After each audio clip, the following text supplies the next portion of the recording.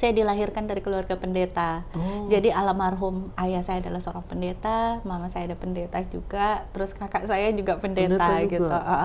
Kakak saya pendeta dan dia adalah gembala jemaat gitu. Kakak saya sempat mengatakan gini, kalau kamu kembali ke Kristen dalam 3 bulan ini ekonomi kamu pasti kembali, karena saya sempat jatuh. Dan ketika saya mengambil keputusan untuk menikah, pingin belajar agama, pingin benar-benar deket sama Allah gitu, disitulah pemurnian iman saya dimulai. Saya pegang di meja kerja, saya masih ditendang-tendang, kepala saya masih dipukul-pukul. Iya, saya ditendang-tendang, dipukul-pukul kepala saya. Saya bunuh kamu gitu loh, saya bunuh kamu gitu. Itu udah kayak gini. Saya berusaha untuk teriak tolong gitu, tapi leher saya juga, ya Allah, sayangi saya, cintai saya, jangan tinggalkan saya. Itu aja, manusia di dunia ini boleh tinggalin saya, tapi Allah jangan tinggalin saya. Jadi itu yang saya doain.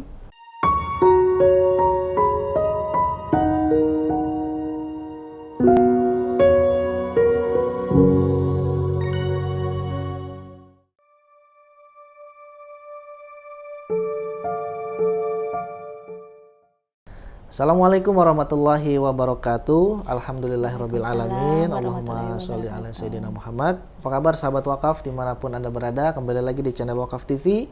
Dan kali ini kita kedatangan seorang tamu spesial yang mana kisah hidupnya ini memang kalau saya pribadi menilainya ini adalah dorongan motivasi atau salah satu dorongan motivasi besar saya untuk bisa lebih fastabiqul khairat lagi nih, ya kan, berlomba-lomba dalam kebaikan, dalam ibadah kepada Allah Subhanahu wa taala. Karena memang Rasulullah itu sudah mewajibkan kepada kita bahwa kita harus berlomba-lomba dalam kebaikan. Kita akan dengarkan dari kisah kisah hidupnya beliau. Beliau seorang muslimah sekarang yang pada tahun 2019 lalu ya. 2019 lalu Allah berikan hidayah dan Allah izinkan beliau ini memeluk agama yang benar. Ya, kita harus sebut agama yang benar, bukan yang paling benar. Karena kalau kita sebut yang paling benar itu berarti ada agama yang benar yang lainnya kan. Jadi memang ini perlu kita disclaimer seperti itu. Kita bersama dengan Kakak Nur Aisyah ya. Kakak Nur Aisyah ini, nama Nur Aisyah ini adalah nama yang beliau pilih setelah masuk Islam. Nah, sebelumnya namanya adalah Kakak Ulnike. Assalamualaikum Kakak. Waalaikumsalam warahmatullahi wabarakatuh. Sahabat wakaf juga dimanapun berada. Kakak asli Manado ya? Iya, aslinya Manado. Memang biasanya kalau orang-orang Manado itu ya, kan saya kan pernah ke Manado ya. Oh pernah? Pernah, saya pernah Manado. Memang kalau ngobrol sama teman-teman atau orang-orang Manado itu ya ramah. Terus kemudian mereka itu ya, kan stigma orang itu tentang orang timur itu kan kasar gitu. Ternyata ketika saya ke NTT, ke Manado itu enggak. Enggak ya. Saya manggilnya kakak aja ya. Boleh. Kakak Nur Aisyah. Kak, di Wakaf TV ini kami wajib untuk memberikan informasi kepada penonton tentang bagaimana kakak ini kan seorang mu'alaf ya pada 2019 lalu. 2019. Ini bagaimana kisah hidupnya, kisah spiritualnya pada waktu itu, saat sebelum dan setelah memeluk Islam nih Kak. Boleh Kak ya? Ceritakan ke saya dan ke semoga saya. Ke semua penonton wakaf dan semua yang menonton ya. Amin, dimanapun berada. Amin. Silahkan. Alhamdulillah. Perlu saya menyapa lagi semuanya? Boleh. Assalamualaikum warahmatullahi wabarakatuh. Waalaikumsalam. Terima kasih sudah berkenan mengundang saya di Wakaf TV. Kemarin memang saya sudah melihat Wakaf TV karena saya memantau grup mualaf gitu, grup mualaf di Facebook gitu. Saya suka melihat teman-teman yang ada di sana dan ada yang ngepost tentang Wakaf TV. Masya Allah. Dan saya memang selama ini belum mempublikasikan diri dan belum menerima selama 5 tahun yang lalu saya belum menerima ajakan gitu. Sudah pernah diajak tapi karena waktu itu saya belum bersedia aja. Dan ini adalah kedua. Kemarin saya diundang sama Kok Dondi. Di tanggal 29 dan di Wakaf TV ini adalah yang kedua. Dan sekali lagi terima kasih untuk pengurus Wakaf TV termasuk Pak Ade Henry yang sudah berkenan bersama saya Kak, hari ini. sama-sama. Nah, perjalanan hijrah saya dimulai di 2018 sebenarnya gitu. Jadi 2018 itu pertama kali saya tertarik ya, Allah memberikan hidayah gitu lewat seseorang gitu yang pintar banget mengaji. Dan singkat cerita, mengingat durasi, kalau saya ceritakan cukup panjang, mungkin di inti pemurnian iman saya yang sekiranya bisa memotivasi bagi orang lain. Nah, intinya waktu itu saya menemukan kebenaran tentang Allah, di mana dari seseorang yang pintar ngaji gitu. Dan ketika saya bertanya kepada dia, apa yang membedakan Islam dan Kristen? Nah, dia menceritakan banyak hal, dan di situ saya menyadari sesuatu. Oh iya ya, kalau Isa Al-Masih itu, Yesus itu adalah Allah itu sendiri, kenapa ketika dia dicari sama pasukan Romawi di Taman Getsemani, dia berada di Taman Getsemani bersama dengan murid-muridnya. Di situ diceritakan di dalam Alkitab bahwa dia maju sedikit ke depan dan dia berlutut bersujud di sana dan dia berdoa. Dan dia berdoa di sana. Nah, di situ saya bilang, kalau dia adalah Allah itu sendiri, kenapa saat itu dia bersujud di sana dan dia berdoa? Itu adalah kebenaran pertama yang saya dapatin. Itu ada di Alkitab itu? Iya, itu ada di dalam Alkitab. Nah, ketika itu nanti ayat Alkitabnya nanti saya kasihkan, dan nanti mungkin di pas saya ngomong ini bisa ditaruhkan di slide-nya. Boleh. Terus saat itu adalah kebenaran pertama. Nah, setelah itu saya mencari referensi yang lain, dan akhirnya saya memantapkan diri untuk bersahadat. Nah, awalnya saya itu mau bersahadat di Istiqlal, tapi waktu itu karena ada beberapa syarat, memang saya yang datangnya sudah agak sorean, dan di sana itu ada beberapa syarat yang harus saya penuhi gitu. Tapi waktu itu memang belum bisa karena waktunya juga sudah sangat sore gitu. Dan akhirnya waktu itu saya pulang.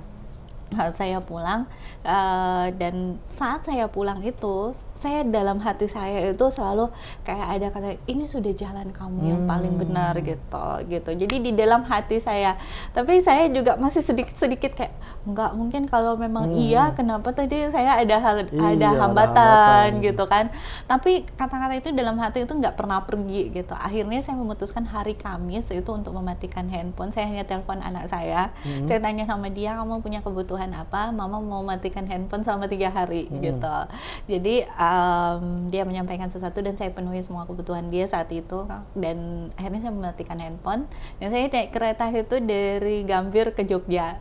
Nah, ke Jogja, selama di Jogja juga mau kemana-mana saya minta tolong orang untuk pesankan Grab, dan itu adalah kebaikan Allah yang Allah lihatkan pertama kali. Di sana saya ketemu sama orang-orang baik, bahkan saya dipesenin mobil, udah dibayar pakai GoPay-nya gitu. Nah, di sana terus saya ke Surabaya, sama juga ke Surabaya. Nah, waktu itu saya dari Surabaya itu luar biasanya lagi. Saya dari Gubek mau ke hotel gitu, saya nginep di salah satu hotel di Sheraton, dan itu pun masih dibayarin gitu kan. Itu pun masih dibayarin. Padahal secara materi waktu itu alhamdulillah Allah mempercayakan banyak hal ke saya lewat usaha yang saya punya dan saya juga kerjakan waktu itu. Jadi alhamdulillah Allah memenuhi semuanya waktu itu. Dan di sana juga saya akhirnya beberapa hari kemudian hari Minggu, hari Senin saya kembali ke Bandung. Nah, di Bandung itu sebelum ke Bandung saya telepon teman saya.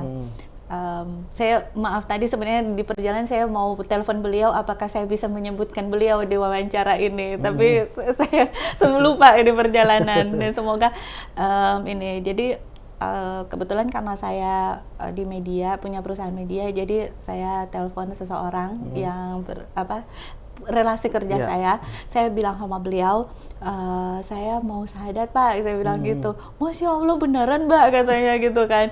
Iya Pak, tapi kemarin saya di Istiqlal ada kendala ini. Oh iya, boleh saya telepon teman saya ya gitu, teman leasingnya. Oh terima kasih banyak loh Pak gitu. Dan akhirnya saat itu saya naik kereta ke Bandung. Saya tiba di Bandung itu masih subuh, dan satu keajaiban juga yang saya dapat di sana. Itu pertama kali pagi gitu. Saya sampai ke hotel, biasanya kalau hotel kan itu bisa check-in-nya di jam 12 ya. Saya datang waktu itu, saya bilang sama mereka, nggak apa-apa saya mau bayar karena saya bawa tas gitu kan. Saya cuma butuh tas ini saya titipin, kamarnya saya bayar dan saya numpang mandi gitu. Di kamar mandi mana yang bisa saya mandi gitu kan. Karena saya ada acara pagi ini. Terus pas saya prosesi pembayar paymentnya itu, jadi mereka bilang, Bu, kamarnya sudah bisa ditempati. Loh, masa gitu kan gitu, masa bisa? Saya sendiri nggak percaya kan, alhamdulillah banget gitu. Itulah Allah ya. Dan akhirnya saya siap-siap. Orang yang mau jemput saya sudah ada di bawah juga, ya, udah dibawa dan segala sesuatu benar-benar dimudahkan. Saya ngasih KTP saya juga, pas foto saya untuk dicuci gitu kan. Saya berpikirnya beliau akan mengurus administrasi yang saya butuhkan, saya akan ikut acara gitu di Gedung Sate. Nah, akhirnya beliau bikin, Mbak nggak apa-apa, nanti saya antar aja dulu gitu kan, nanti sementara ikut acara saya urusin yang itu. Saya bilang nggak apa-apa Pak, nanti merepotkan, karena saya nggak enak merepotkan. Akhirnya beliau tetap ngantar saya, dan setelah itu beliau ngurus semua administrasinya, dan saya juga belum selesai acara, beliau udah di parkiran. Dan setelah itu saya selesai acara, saya izin pamit sama semuanya, dan saya pergi. Saya nggak bilang ke tamu-tamu itu juga bahwa saya akan syahadat, nggak. Jadi saya pamit dan saya pergi. Ketika sampai di sana, semuanya udah siap gitu. Saya yang jadi nggak enak. Saya padahal saya pikirkan saya butuh, tapi mereka sudah nungguin saya. Subhanallah. Itu akhirnya saya bersyahadat lah di sana. Saya bersyahadat di hari Senin tanggal 29 Juli 2019 pukul 9.15. Nah, itu kenapa saya tahu waktunya. Waktunya itu karena saya punya teman baik gitu di Surabaya.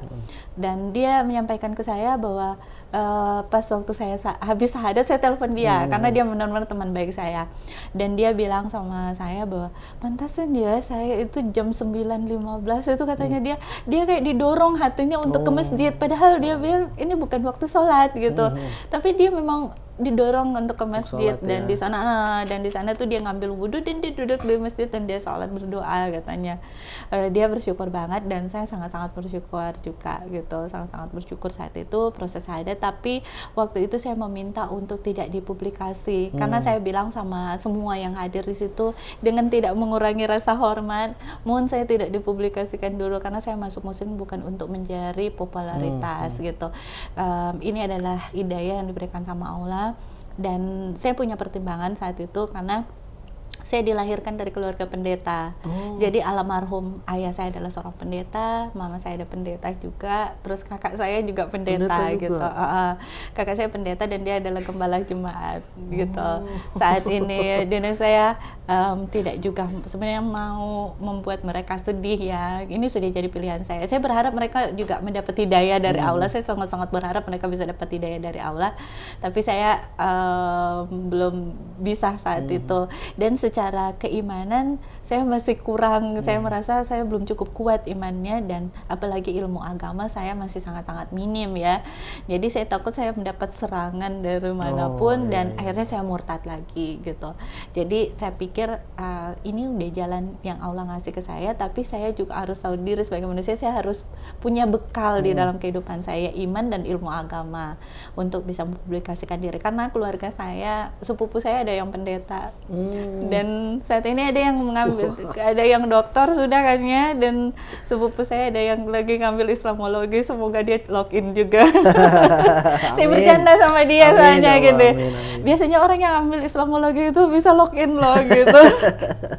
Kemarin dia ada beberapa kejadian, terus dia harus pakai sarung gitu. Terus saya bilang sama dia, itu udah tanda-tanda login. Soalnya dia sepupu saya yang paling deket sama saya. Nah, jadi keluarga saya adalah keluarga yang taat. Sangat-sangat taat ya. Katolik atau Protestan? Protestan. Lebih banyak ke karismatiknya. Karismatik, oke. Jadi mereka adalah Kristen-Kristen yang taat gitu. Jadi saya tahu bahwa saya akan menghadapi ini. Kalau mereka juga baik-baik sih orangnya. Mereka sih tidak marah ya. Ada yang marah juga, tapi nggak segimana banget gitu. Tapi mereka lebih ke kayak mengungkapkan kekecewaan mereka. Kok kenapa harus seperti ini? Kenapa harus seperti itu gitu. Terus sampai ada yang mengatakan, kan di Muslim itu banyak juga yang tidak memakai hijab gitu. Mereka lahir di Muslim tapi tidak memakai hijab gitu. Kenapa kamu harus pakai hijab gitu kan? Aduh. Jadi itulah tantangan-tantangan ya, tantangan-tantangan yang harus saya hadapi di keluarga gitu. Dan kemarin juga ketika saya menghadapi sebuah masalah, kakak saya sempat mengatakan gini, kalau kamu kembali ke Kristen dalam 3 bulan ini ekonomi kamu pasti kembali, karena saya sempat jatuh gitu. Jadi di 2000 sudah berarti perjalanan hijrah saya sudah berarti ya kita masuk ke proses pemurnian keimanan saya. Jadi di 2019 itu 2023 saya mengalami pemurnian iman. Jadi saya menamakan itu dapur ujian keimanan saya. Allah memurnikan keimanan saya. Jadi setelah saya bersahadat, saat itu saya lagi mengurus perusahaan media saya untuk verifikasi di Dewan Pers. Jadi saya punya perusahaan media dan saat itu saya lagi proses verifikasi di Dewan Pers. Jadi saya habis syahadat belum belajar sepenuhnya mendalami tentang agama Islam begitu. Karena waktu itu saya berpendapat saya sendiri, hidup sendiri, dan dengan saya masuk Muslim, saya harus kuat gitu. Saya harus kuat ekonominya, harus kuat selain harus kuat imannya, agamanya, saya juga harus kuat ekonominya karena saya tidak punya tempat untuk bersandar gitu. Saya benar-benar sendiri. Jadi waktu itu mohon maaf saya potong. Iya. Waktu itu sudah punya suami? Belum. Saya belum ya? Dalam posisi sendiri. Waktu saya udah divorce soalnya sama 2019 itu? Saya udah divorce. Jadi saya sebenarnya saya udah divorce sama dedinya anak-anak gitu. Sebelum syahadat ya? Sebelum syahadat, dan saya udah sendiri. So waktu itu saya lagi mengurus, waktu saya proses divorce sama mantan, saya mendirikan perusahaan media. Tapi setelah saya dapat surat resmi itu di 2018 itu, di saat itu saya mengajarkan diri saya untuk selalu berbuat positif di tengah-tengah situasi yang tidak baik-baik saja. Jadi waktu itu saya dirikan perusahaan media. Jadi saya dirikan perusahaan media, terus saya proses verifikasi di Dewan Pers waktu itu. Jadi pas syahadat saya masih proses verifikasi di Dewan Pers gitu kan. Nah, saya pikir saya urus ini dulu baru saya belajar. Nah, waktu itu saya rencananya mau masuk pesantren sebenarnya di Agim di Bandung, di tahun itu tuh. Tapi rencananya saya tuh nanti tahun berikutnya, karena kan saya nggak mau masuk di sana terus saya minta-minta orangnya. Jadi saya tidak mau menggantungkan hidup saya ke orang lain. Jadi saya pinginnya saya punya usaha yang jalan gitu, terus supaya kalau saya belajar saya tidak terganggu dengan kebutuhan pribadi saya gitu waktu itu. Jadi saya pikir ya udah tahun depan aja. Ini kan Agustus sudah terverifikasi nih di Dewan Pers kan, tapi kan saya harus lobby kerjasama dong gitu. Biasanya karena saya itu sudah di pertengahan tahun, nanti dapat kerjasama kan di Januari. Jadi proses lobbynya itu saya lakukan di setengah tahun itu. Dan pikirnya nanti 2020 baru saya masuk. Jadi masuk sudah ada kerjasama, saya nggak perlu untuk berharap hidup sama orang lain gitu.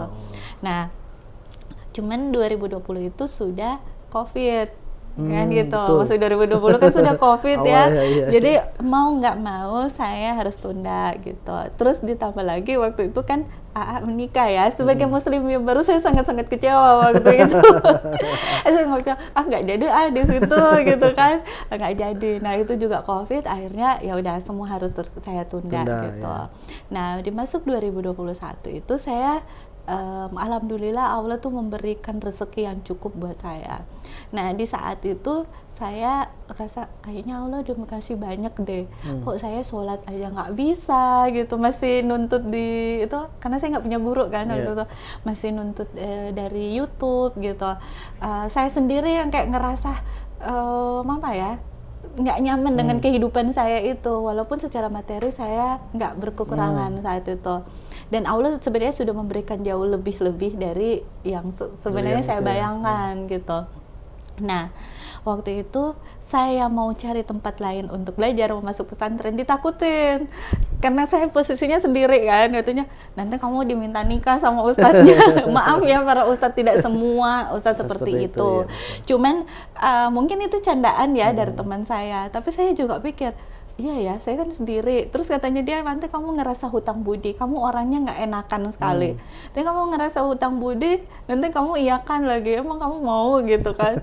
Nah itu saya pikirnya, enggak lah, saya karena sudah pernah divorce dan saya ngelihat bagaimana anak-anak saya harus berjuang dan saya sendiri harus berjuang demi anak-anak.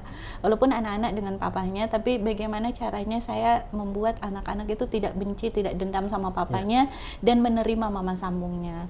Jadi mereka harus menerima kenyataan hidup itu, papanya sudah punya istri, enggak boleh ada dendam, enggak boleh ada benci, harus bisa menerima kenyataan. Saya membuat anak-anak saya menerima kenyataan itu cukup lama gitu. Bahkan anak kedua saya harus berantem sama papahnya, berkelahi bahkan sama papahnya. Nah, saya waktu itu berjuang sekiranya waktu itu supaya anak saya tidak benci dan tidak dendam sama papahnya. Karena saya juga dikasih tahu sama orang tua saya bahwa rezeki anak-anak itu kan, keselamatan anak-anak itu juga bagaimana caranya mereka memperlakukan orang tua. Jadi saya tidak mau anak-anak saya ada dendam. Nah, karena pengalaman seperti itu, saya tuh nggak mau ada perempuan lain yang menangis karena kehadiran saya, dan apalagi anak-anak lain yang menangis karena kehadiran saya. So akhirnya saya takut. Nah akhirnya saya pikir, ya Allah kalau gitu saya minta suami aja deh gitu kan, untuk menjadi imam saya gitu. Kalau punya suami kan di pikiran saya berarti tidak ada ini, tapi yang jelas orang yang sudah resmi sendiri bercerai, kalaupun dia pun pernah nikah dia sudah resmi bercerai. Nah minimnya agama saya waktu itu, pengetahuan saya tentang agama, saya salah paham tentang ta'aruf gitu. Di pikiran saya ta'aruf itu cuman tidak pacaran gitu. Proses yang lain-lain saya nggak cari tahu juga. Itu kelalaian saya waktu itu. Akhirnya ada seseorang yang mendekati saya saat itu, dan saya bilang sama dia bahwa saya nggak mau pacaran gitu. Kalau mau menikah, mau serius ya udah gitu. Tapi saya memberikan beberapa syarat. Satu, harus ada restu dari orang tua. Kedua, karena kita sudah punya anak-anak, dia harus mendapat izin dari anaknya, harus juga izin sama anak saya. Berikutnya, saya yang awalnya mau ketemu di Jakarta, karena saya tinggal di sebuah kota dan dia juga tinggal di kota yang lain. Awalnya kita mau ketemu di Jakarta, saya bilang, karena saya nggak mau dicap sebagai perempuan yang mengejar-ngejar laki-laki, saya bilang, kalau kamu serius, kamu dong yang datang ke kota saya tinggal gitu. Dan waktu itu dia yang datang ke sana gitu, dia yang datang ke sana. Keempat itu saya bilang, ketika kita juga mau nikah, saya bilang saya nggak mau, walaupun secara materi saya bisa aja beli tiket untuk datang ke tempat dia, tapi itulah saya itu orangnya sok jual mahal, walaupun udah janda saya sok jual mahal emang. Saya bilang, kalau kamu serius mau nikahin saya, kamu dong yang jemput saya di sini, saya nggak mau datang ke sana sendiri gitu. Sebenarnya itu sebagai bentuk pertahanan saya yang tidak mau dibilang walaupun sudah janda saya ngejar-ngejar laki-laki, walaupun pada kenyataan saya dituduh seperti itu, padahal saya sudah buat seperti itu aja gitu kan. Waktu itu saya bilang gitu, akhirnya dia datang dan saya masih memberikan syarat. Nah tandanya saya bilang sama dia bahwa kalau Allah mengizinkan kita menikah, kakak saya akan memberikan restu. Tapi kalau enggak, berarti kita nggak jodoh gitu. Jadi sebenarnya saya minta tanda dari Allah itu ya dari kakak saya. Kakak saya kan seorang pendeta. Tapi kakak juga belum tahu kalau saya udah muslim. Gitu. Saya belum pernah memberitahukan ke beliau. Dan lama ya? Lama, dia nggak tahu gitu. Keluarga juga belum tahu? Belum tahu sama sekali kalau saya sudah muslim dari 2019. Saya tidak berkatakan bahwa mualaf ya, karena ketika saya sudah bersahadat waktu itu kan katanya saya sudah menjadi muslim. Jadi dia tidak tahu bahwa sebenarnya saya sudah muslim dari 2019 gitu. Dan saat itu saya bilang sama calon saya bilang, kalau kakak saya mengizinkan berarti kita jodoh, tapi kalau enggak mohon maaf ya, berarti kita enggak berjodoh. Nah tapi saya enggak ngomong apa-apa sama kakak saya, cuma bilang sama kakak saya bahwa calon saya muslim gitu. Dan akhirnya mereka ketemu di pertemuan awal, cuman pertemuan biasa. Pertemuan kedua itu dia meminta izin ke kakak saya untuk menikahin saya. Dia akan bawa saya ke kota di mana dia tinggal dan dia akan menikahi saya. Kakak saya cuman bilang, oke, itu sudah pilihan adik saya gitu. Tapi memang orang tua kami sih mengajarkan kami untuk saling menghargai antara satu dengan yang lain. Papa itu ketika saya udah melanjut dewasa, papa saya menyampaikan ke saya dan kakak saya bahwa untuk menjaga kerukunan harus belajar menghargai keputusan masing-masing. Sekarang sudah dewasa gitu kan. Jadi mungkin kakak saya memegang apa pesan papa saya. Jadi waktu itu walaupun secara manusia dia kecewa banget dan dia akan menanggung malu yang sangat-sangat itu karena beliau adalah pendeta dan dia kepala jemaat dan saya memilih muslim, otomatis tuh dia sangat malu dan dia memang dari malunya dia sedih juga sih. Dia sempat gejala stroke waktu saya sempat mempublikasikan diri sebagai seorang muslim. Jadi ketika saya diajak untuk menikah, saya ke Bukit Tinggi gitu. Ke Bukit Tinggi itu tanggal 2 Mei 2022 gitu. 2 Mei pas Idul Fitri kami sama menginjakan kaki pertama di sana. Dan di saat itu pertama kali saya publish saya memakai hijab. Otomatis kan semua orang jadi tahu dong ya gitu. Dan di FB saya itu, di Facebook saya itu kebanyakan teman-teman dari lingkup pendeta gitu kan.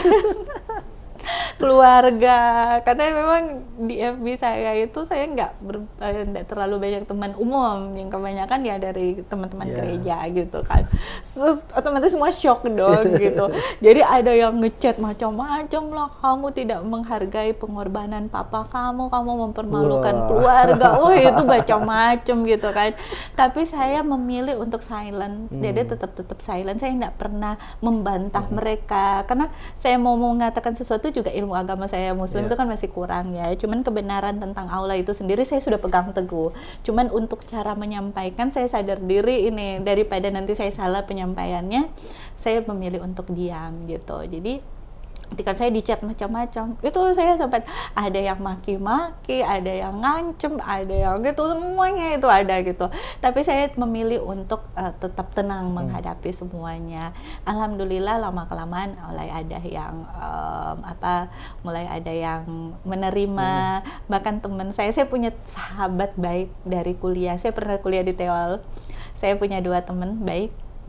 Selama puluhan tahun kami berteman tidak pernah sekalipun bertempat, dan dia pendeta, suami istri pendeta sampai sekarang nih. Iya, sampai sekarang kami masih tetap komunikasi. Tapi itu luar biasa, teman saya sampai nangis gitu, nangis dia sejadi-jadinya gitu, tapi dia akhirnya bisa menerima.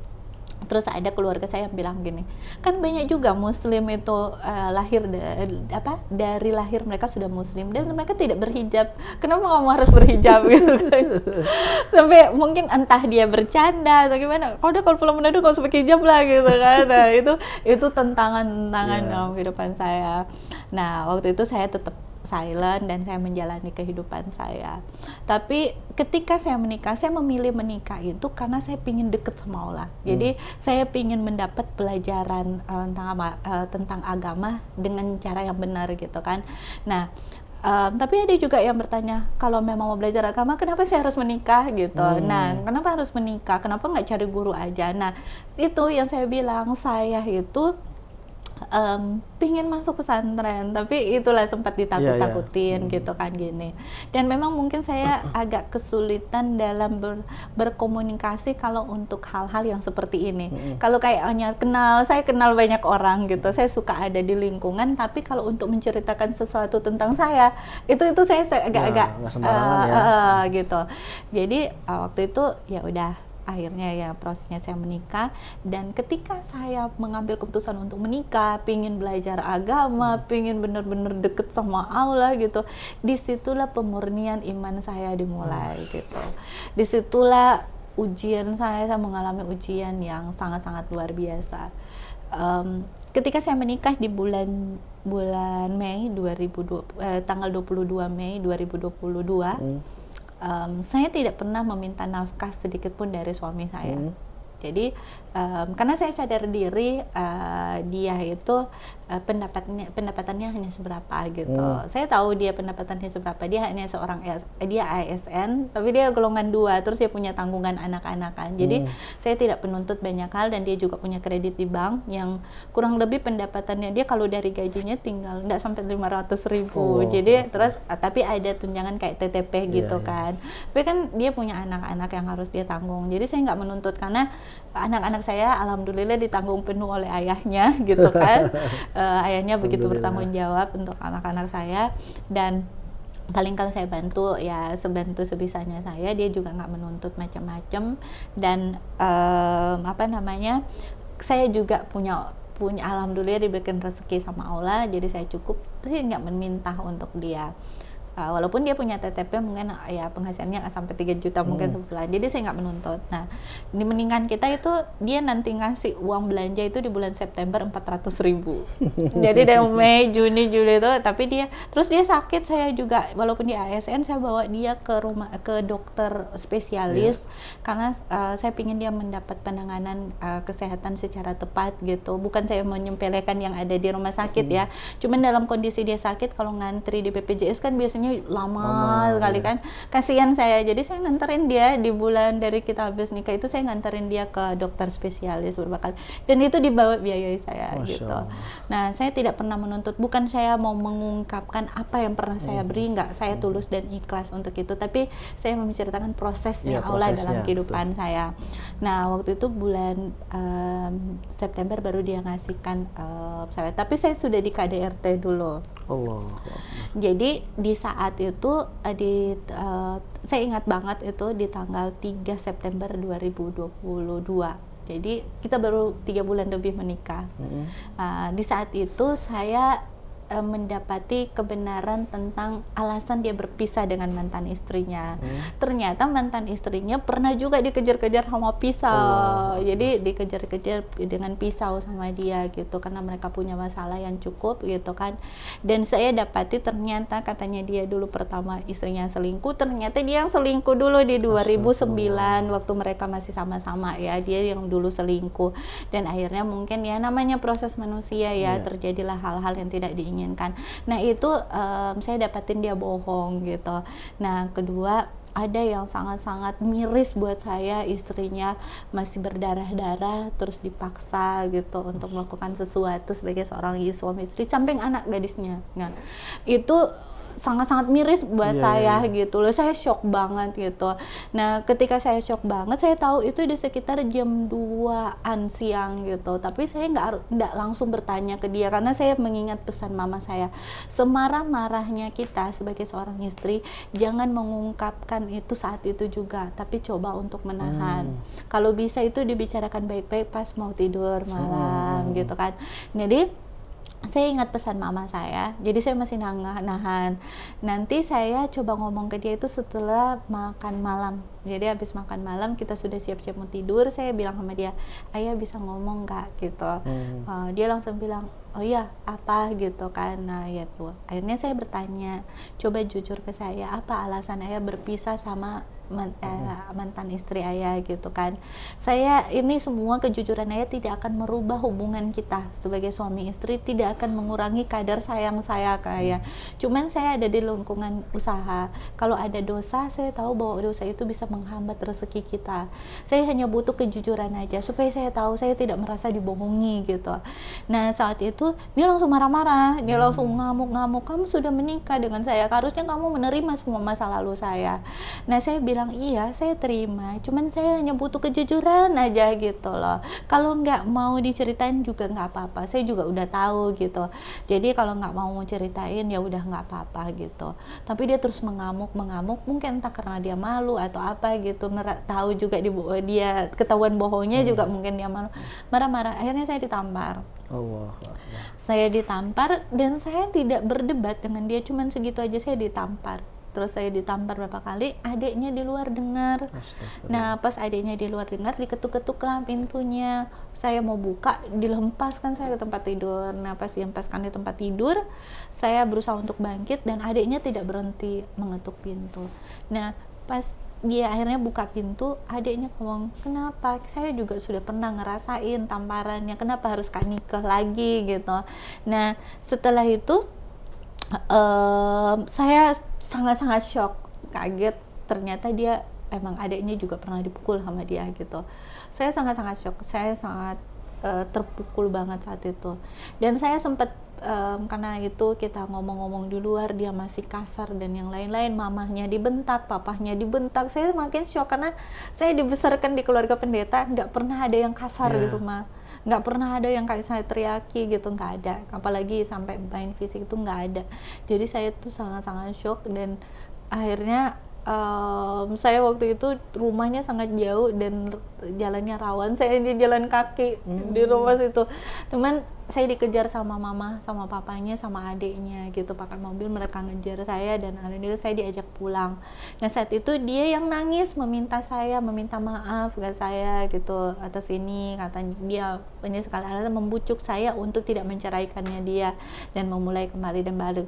Nah saya pikirnya waktu itu kan saya juga malu kalau mau cerai, baru 3 bulan nikah kan, terus saya sudah mempublikasikan diri sebagai seorang muslim lagi kan, jadi bagaimana nanti orang menganggap. Nah akhirnya saya menerima gitu kembali dan saya bilang oke, saya menjalaninya. Tapi sejak saat itu kekerasan terhadap saya secara psikis, fisik itu makin sering gitu, makin sering, bahkan ini ada gigitannya nih, masih ada tandanya. Oh itu hitam ini digigit sama itu dia. Berbekas ya? Ini berbekas, ini digigit sama dia gitu. Kan setiap kali dia pukul saya dia bilang gini, orang lain nggak akan percaya kok kalau saya mukul kamu gitu loh. Nah jadi kenapa saya bilang ini? Akhirnya mulai kejadian ini karena dia sering ngomong kayak gitu. Pas dia gigit ini saya sudah ngerasa ini sudah nggak wajar. Saya harus ada dokumentasi karena saya bisa ada, saya ada. Akhirnya setelah 3 hari dia gigit saya ini saya videoin. Dia di videoin, saya foto dan saya simpan gitu sebagai bukti karena saya sudah ngerasa ini kejadiannya bulan Desember. Jadi bulan Desember itu saya juga tahu kebohongannya dia gitu. Jadi sebelum dia sama saya, dia pernah dia sering beli barang-bahan mahal dan dia pernah ngasih seseorang dengan jumlah yang besar. Saya nanya, memang ayah punya bisnis lain gitu, kok kamu bisa beli barang-barang seperti ini? Nah katanya dia waktu itu, oh ini tabungan saya. Nah waktu itu saya maksudnya ya udah percaya ya suami. Ternyata setelah bulan Desember dia mendapat surat dari inspektorat. Jadi dari pemeriksaan inspektorat itu banyak sekali temuan-temuan gitu kan. Jadi akhirnya saya tahu gitu. Nah saya tahu dia melakukan mendapat uang tersebut dari situ, uang panas dari situ. Dan bahkan ada kegiatan yang fiktif gitu kan. Nah terus waktu itu saya ngelihat dia juga membuat SPJ itu dengan ngikut-ngikut tanda tangan karena urusan pekerjaan kantor saya nggak mau masuk campur kan. Jadi saya biarin dia membuat SPJ itu, saya cuma lewatin aja, dia lewat di luar, dia buat sampai jam-jam 12 malam gitu kan. Jam-jam 12 malam saya masuk ke kamar aja gitu, lewatan sama masuk kamar, saya nggak mau ini. Cuman sebagai seorang istri saya tahu apa yang dia lakukan itu udah salah, soalnya saya lihat dia ngikut-ngikut tanda tangan orang sampai banyak sekali kan gitu, ngikut-ngikut tanda tangan. Akhirnya saya bilang sama dia, setelah sekian lama itu dari Desember dapat surat itu, bulan Februari yang dia gigit ini gitu kan, dia gigit ini saya fotoin, videoin. Tapi sudah bulan Januari SPJ-nya juga nggak selesai. Akhirnya saya deketin dia gitu kan, terus saya bilang, ayah memang ada kendala, ini udah 1 bulan lebih SPJ-nya belum selesai gitu. Akhirnya dia ceritalah semuanya masalahnya dia gitu kan. Pas dia cerita semuanya itu, dia kayaknya habis dia cerita dia makin brutal. Mungkin karena dia malu saya akhirnya kebohongan dia dan aib-aibnya dia mungkin kebongkar dengan sendirinya. Akhirnya dia kayak sering marah-marah gitu, sering marah-marah, kayak sering nyarain kalau dia mau suka tampar dia nampar gitu.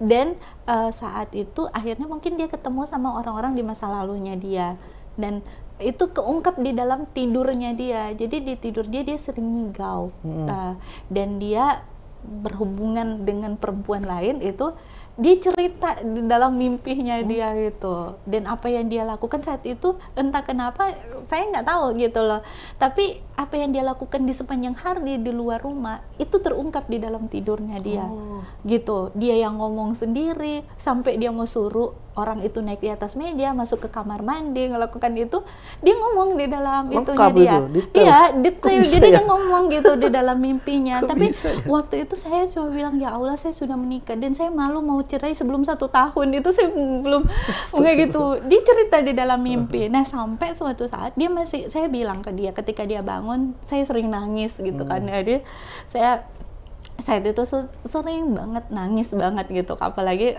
saya tahu bahwa suami saya ketemu sama perempuan lain gitu, dan dia ceritain di mimpinya gitu kan. Awalnya saya pinginnya nggak mau percaya gitu, nggak mau percaya sama sekali dengan apa yang dia lakuin gitu. Terus akhirnya saat itu saya suatu saat kita ke rumah mamanya ya gitu, mamanya. Nah di situ kita cerita tentang Nigau. Ini saya mau menyadarkan dia bahwa dia seperti itu gitu. Nah tanya lah, mamanya juga kadang-kadang di dalam tidurnya itu suka mimpi ngigau apa yang mamanya laksanakan di siang hari kebawa di mimpinya, bahkan pernah mereka sampai kebangun.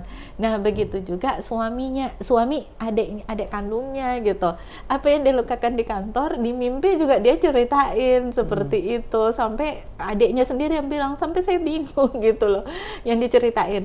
Nah dia akhirnya menyadari hal itu. Nah saat itu juga tambah brutalnya gitu loh, tambah brutalnya. Terus intinya di puncaknya itu di tanggal 27 Maret 2023. Nah, di saat itu saya lagi ada untuk verifikasi faktual media saya, banyak sekali tuntutan dari Dewan Pers waktu itu, dan saya lagi menyiapkan semuanya. Nah, di saat itu saya di ruangan saya kontrak 2 lantai, jadi dibawa dijadiin kantor. Nah saya minta bantuan beliau waktu itu karena dia juga sangat pintar, dia anak SMA yang punya otak profesor kalau menurut saya. Jadi dia memang, saya jatuh cinta sama dia karena kepintarannya dia waktu itu. Nah akhirnya waktu itu dia datang bantuin, terus dia lagi duduk di depan saya gitu, di meja kerja saya depan, dia lagi pegang handphone. Saya lihat dia itu bahagia banget ketika dia melihat handphone. Nah ketika itu saya merasa kayaknya dia sama saya nggak bahagia deh gitu kan. Terus akhirnya saya bilang, karena dengan kejadian-kejadian yang saya alami kayaknya dia benar-benar udah nggak bahagia sama saya. Jadi saya nanya, ayah maaf boleh ngomong nggak? Kasar banget dia ngomong. Nah tapi saya sinis banget langsung ngomong, iya apa gitu. Oh ya udah, ya kalau misalnya ayah nggak bahagia sama saya, ya udah ayo lebih baik saya urus aja perceraiannya gitu kan gitu. Terus dia bilang macam-macam apa, itu nggak full saya dia ngomongnya. Terus habis itu dia diam. Saya cuma bilang kalau memang ini udah yang terbaik buat kita, mungkin ayah bisa kembali membangun kehidupan ayah, saya juga sama gitu. Terus dia cuma diam aja. Akhirnya saya bilang gini, karena saya takut dipukul lagi, so saya bilang sama dia, ayah bunda izin ke lantai 2 ya untuk melanjutkan pekerjaan gitu. Nah saat minta izin itu dia masih diam. Entah kenapa ketika saya berdiri dari tempat duduk gitu, dia tiba-tiba berdiri, saya didorong ke dinding, terus rambut saya dijambak, dibenturin ke dinding kepalanya. Iya gitu, sampai sekarang belakang atau depan? Belakang. Ini kalau mau dibenturin ke dinding, terus saya ditampar-tampar gitu, terus saya berusaha untuk lepas. Saat itu alhamdulillah itu saya bisa lepas dari dia, dan saya pegang di meja kerja. Jadi saya pegang di meja kerja, saya masih ditendang-tendang, kepala saya masih dipukul-pukul. Iya, saya ditendang-tendang, dipukul-pukul kepala saya. Akhirnya saya coba tenang dan mengalihkan perhatian dia. Saya jatuhin laptop. Kebetulan ada laptop kan. Alhamdulillah itu sempat mengalihkan perhatiannya dia. Jatuh, dia sempat lepas saya mau lari, dikejar sama dia, didorong saya kehempas lagi, dia lari ke belakang. Nah saya pikir dia ke belakang, mungkin dia pergi menenangkan hati, menenangkan pikiran. Jadi saya berdiri aja sambil shock ya, berdiri di depan pintu saya. Dan saat itu tiba-tiba dia kembali udah dengan pisau. Jadi dia kembali dengan pisau. Otomatis saya shock dong gitu, ya Allah gitu. Dan saya langsung ditarik, pisaunya dihunuskan di sini. dihunuskan di sini, dan saya berusaha apa ancaman apa yang saya bunuh kamu gitu, langsung saya bunuh kamu gitu, itu udah kayak gini.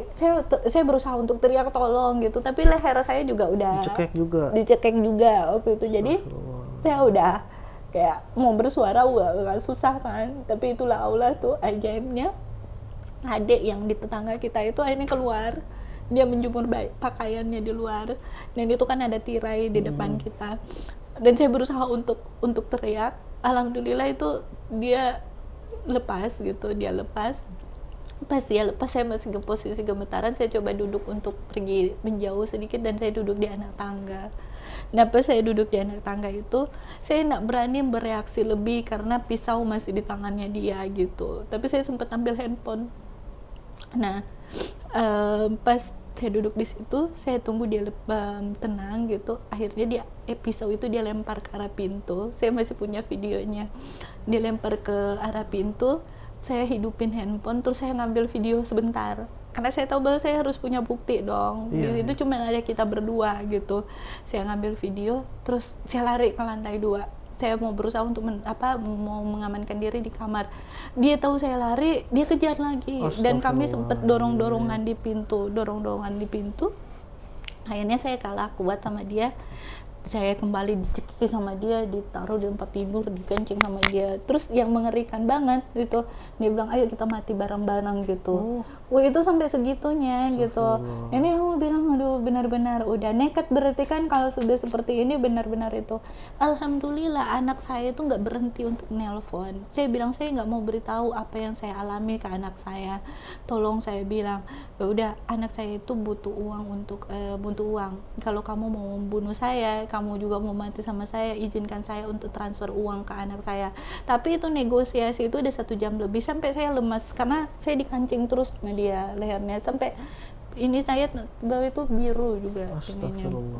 Jadi waktu itu bujuk-bujuk, alhamdulillah dia mau gitu, dia lepas akhirnya. Saya langsung pakai baju seadanya, saya pakai hijab, dan saya langsung ke kantor polisi saat itu. Nah, di sana saya sudah laporin, saya sudah divisum, saya udah lapor di sana. Cuman saya juga sudah nggak mau ketemu sama beliau gitu, tapi di saat proses itu adiknya itu kirimin foto sama video ke saya, kak papanya sudah nangis-nangis, sudah bentur-benturin di kepalanya di dinding, karena papanya memang tidak mau menanggung malu, sudah nggak kuat lagi katanya menanggung malu, soalnya kakaknya baru keluar dari penjara karena kasus asusila anak di bawah umur. Nah, 9 tahun, terus adiknya juga masih di penjara karena kasus narkoba. Nah, saya nggak tahu soal semuanya itu. Saya nanti tahu itu adiknya di penjara itu H-2 kami mau nikah. Sudah di hotel, sudah dipersiapkan semuanya. Dan di dalam saat kita perpisahan mau nikah itu dia juga bohongin saya. Katanya dia di daerah Minang itu kalau mau nikah yang mau biayai nikahan itu adalah perempuan. Jadi saya biayai semuanya.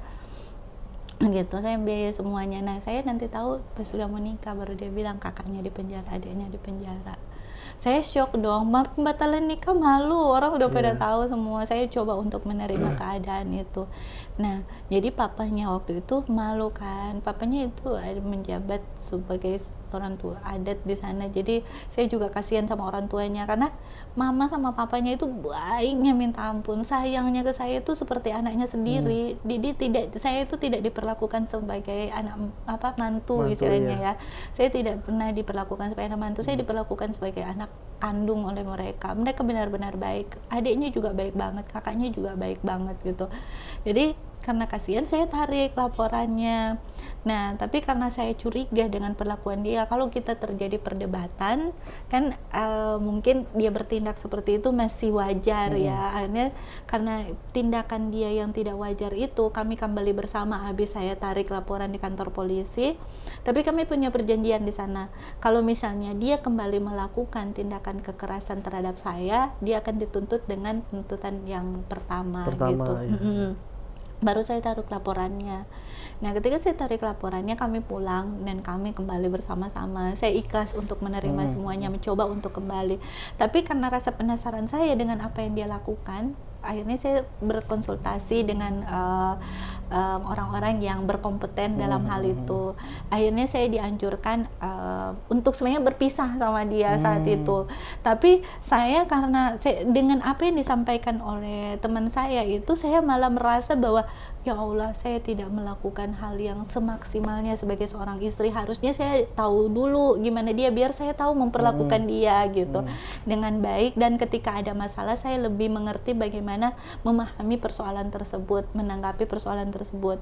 Akhirnya karena itu saya ingin menebus kesalahan-kesalahan sebelumnya. Jadi saya akhirnya memilih untuk kembali bersama, walaupun saya sudah tidak dianjurkan untuk bersama dengan dia. Nah, tapi saya dibilang sama teman saya untuk oke, sekarang itu kamu coba deh gitu. Kalau selama ini kamu sebelum sholat, waktunya sholat kamu udah cepet-cepet ambil wudhu, sekarang kamu nunggu dia yang suruh, supaya dia itu satu membangun keimanannya dia, siapa tahu dia juga berubah, dan kamu sendiri itu dia merasa kamu sangat-sangat butuh dia dalam hal itu. Jadi akhirnya saya rubah polanya, kalau mau sholat itu saya tunggu dia suruh ngambil wudhu. Jadi saya tunggu dia ambil wudhu, terus saya mencari tahu latar belakang dia, ke keluarganya, dari mama papanya, dari masa kecilnya, adik kakaknya, kadang-kadang tante-tante dan sepupu-sepupunya sama keluarga besarnya. Dan akhirnya saya tahu. Nah, di situ tuh saya menangis lagi, ya Allah, ternyata seperti ini.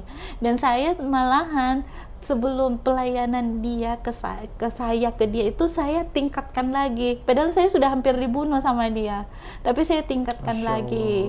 Saya tingkatkan lagi, saya lebih melayani dia lebih baik lagi saat itu. Dan di saat Idul Fitri saya masih membasuh kakinya.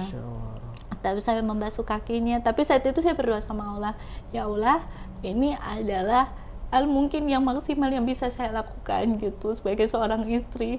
Kalau mau ada lagi saya sudah nggak sanggup, saya bilang gitu sama Allah. Nah, waktu itu saya basuh kakinya, kebetulan saya masih punya parfum dengan harga yang nggak cukup murah, itu cukup mahal, dan saya masih pakai parfumnya, dan saya cium kakinya, saya basuh kakinya. Tapi dia bilang ke saya, kamu nggak perlu melakukan semua ini. Saya bilang, ya udah, ini adalah hal yang bisa saya lakukan sebagai seorang istri, sekaligus sebagai permohonan maaf saya atas kurang-kurang saya yang lebih dulu, dan saya sebagai tanda pengabdian saya maksimal sebagai seorang istri ke depannya seperti apa gitu. Nah, saya bilang gitu ke dia. Nah, tapi betul kata teman saya, semakin kamu baik, semakin ayah menganggap bahwa kamu malaikat dan dia iblisnya gitu. Dan benar, setelah itu saya karena dia sakit ya, mengidap beberapa penyakit, jadi saya berusaha untuk memberikan makanan sesuai dengan kebutuhan kebutuhan dia gitu. Bahkan saya harus search itu makanan-makanan yang dia butuhin, dan tidak karena dia mengidap beberapa penyakit, ada penyakit yang satu itu tidak boleh makanan ini. Nah, sementara makanan yang satu membutuhkan asupan itu, jadi saya harus mengatur makanannya. Nah, saat itu saya masak itu kan di tangga dari dapur ke lantai 2 itu tangga beton, dan sudah saya lapisin karpet supaya tidak licin. Nah, saya bawa makanan ini dari lantai 1 nih, panas gitu kan, jadi saya pelan-pelan naik ke atas. Sampai ke atas dia bilang gini, kenapa mau mergoki saya, harus mengendap-endap gitu. Saya bilang, saya bawa makanan panas nih, kalau saya mau cepet-cepet kan bisa jatuh dan bisa tumpah ke saya. Nah, karena saya mungkin sudah merasa sakit hati gitu, dan sudah terlalu banyak ini daripada saya dipukul lagi, jadi saya naruh makanan itu, saya habis harus saya bilang saya izin ke kamar ya, saya mau istirahat, saya capek gitu. Pas saya mau menuju ke kamar, dia langsung panggil, "Hei anjing," gitu. Dan itu kata-kata anjing, kata-kata pantai itu udah makanan saya sehari-hari gitu. Padahal di rumah saya tidak pernah sekalipun, jangankan di rumah, di luar rumah itu saya tidak pernah sekalipun dimaki sama orang selama saya sebelum itu. Dan itu pertama udah itu, dia sering banget gitu ngatain pantai, ngatain anjing, maaf ya gitu. Jadi kayak gitu-gitu. Nah, pas saya bilang, kenapa sih ayah, kalau memang sudah nggak bahagia sama saya, ya udah diakhirin aja, saya bilang gitu kan. Nah, waktu itu dia lempar saya pakai gelas, dan ini masih ada tandanya nih, pecah di kaki saya itu. Berbekas berarti? Berbekas gitu. Karena dia lempar, kebetulan memang karena saya di rumah ya, jadi kayak saya berpakaian seadanya, jadi kita kan cuma berdua di rumah sini, jadi memang kena di sini, pecah, belum bekas di situ. Nah, saat itu saya bilang sama Allah, ya Allah, saya sudah nggak sanggup lagi. Nah, untuk memastikan keputusan saya tidak salah di jalannya Allah, saya berkonsultasi dengan beberapa ustadz. Nah, saya berkonsultasi dengan beberapa ustadz dan di sana semua memberikan jawaban bahwa rumah tangga saya sudah tidak baik untuk dilanjutkan gitu. Karena di Muslim juga tidak mengajarkan seperti itu gitu. Dan akhirnya waktu itu saya bilang sama beliau tanggal 26 Juni 2023 itu saya mengambil waktu untuk pergi ke Masjid Raya Bukit Tinggi. Saya di sana dari jam 8 pagi sampai Isya. Dan saya mematikan handphone seharian. Saya mematikan handphone di sana dan di sana itu benar-benar saya hanya sholat, ibadah, baca Al-Quran gitu, baca buku. Dan di sana saya berdoa, ya Allah, saya sudah tidak sanggup lagi untuk melanjutkan rumah tangga ini. Saya sudah tidak kuat. Tolong berikan jalan yang terbaik buat saya. Dan saya bilang sama Allah, ya Allah, saya percaya bahwa saya dibawa ke kota ini bukan untuk dihancurkan sama Allah, karena saya meminta imam untuk buat saya untuk lebih dekat sama Engkau. Jadi tujuan saya baik gitu loh. Jadi jangan sampai saya yakin Allah tidak membawa saya di sini untuk dihancurkan. Nah, saya ikhlas dengan semua persoalan ini. Nah, terus waktu itu ada ibu-ibu di sebelah itu, karena itu saya masih belajar kan sholatnya juga. Saya sempat tanya sama ibu itu, Bu, kalau misalnya mau sholat zuhur, rawatibnya berapa rakaat ya, gimana kan? Saya lupa, karena saya tahu itu ada 2 kali harus ini kan, tapi saya lupa gitu kan. Jadi saya tanya sama ibu itu, ibu itu nanya, emang, saya bilang, saya maaf ya, saya baru belajar, terus handphone saya matiin. Biasa saya search aja kan, kalau saya lupa saya search, tapi itu karena saya matiin handphone. Akhirnya saya memberanikan diri untuk bertanya. Terus ibu itu bilang kalau mau belajar, sebenarnya hari Senin ini di sini ada belajar Al-Quran, cuman ibu ustadz yang ngajarin kami itu ibunya lagi sakit, jadi beliau pulang kampung, nanti minggu depan ada. Oh iya, saya bilang, saya dikasih tahu dan saya akhirnya sholat waktu itu dan saya pulang waktu Isya. Minggu depannya saya datang gitu. Saya datang untuk ini belajar. Waktu itu saya masih duduk di belakang duduk di belakang dan karena saya malu kan, saya nggak kenal siapapun, jadi saya duduk di belakang aja. Ibu-ibu sudah pada di depan nih. Pas ustadznya datang, ada ibu satu yang panggil, ayo Bu, duduk sini gitu kan. Duduklah saya di sebelah seorang ibu. Nah, pas itu saya bilang, waduh, mampus saya, karena ternyata ustadz baca ayat segini diikutin sama masing-masing ibu-ibu yang hadir itu kan. Waduh, saya bilang, pas ya udah, saya bingung mau ngapain ini. Nah, pas ibu yang di samping giliran mau saya sama dia, saya bilang gini, Bu, saya belum bisa baca Al-Quran. Masya Allah, dia bilang, nanti saya cariin Al-Quran yang ada bahasa Latinnya gitu kan. Cariinlah dia bahasa Latinnya, terus dikasih ke saya. Tapi saya juga masih agak gugup-gugup kan. Akhirnya udah saya dilewatin. Nah, habis itu tiba-tiba saya dikasih tahu, mau nggak belajar gitu kan. Mau banget, saya bilang, kalau berkenan belajar. Dan tahu nggak, dia adalah malaikat yang tidak bersayap yang dikirimkan Allah sama aku. Dia adalah orang yang, kenapa saya bilang dia orang malaikat yang tidak bersayap gitu, karena beliau itu sangat-sangat rendah hati, sangat-sangat rendah hati. Saya tidak kenal dia siapa, dia itu rendah hati banget, baiknya minta ampun. Ternyata dia adalah anak orang terkaya, salah satu orang terkaya di sana gitu. Tapi orangnya baik, rendah hati banget, low profile banget, orangnya sederhana banget dan mau ngajarin saya untuk belajar apa. Dan selama itu saya nggak pernah tahu dia siapa dan saya nggak pernah nanya dia siapa dan dia pun nggak pernah memberitahu dia itu siapa gitu kan.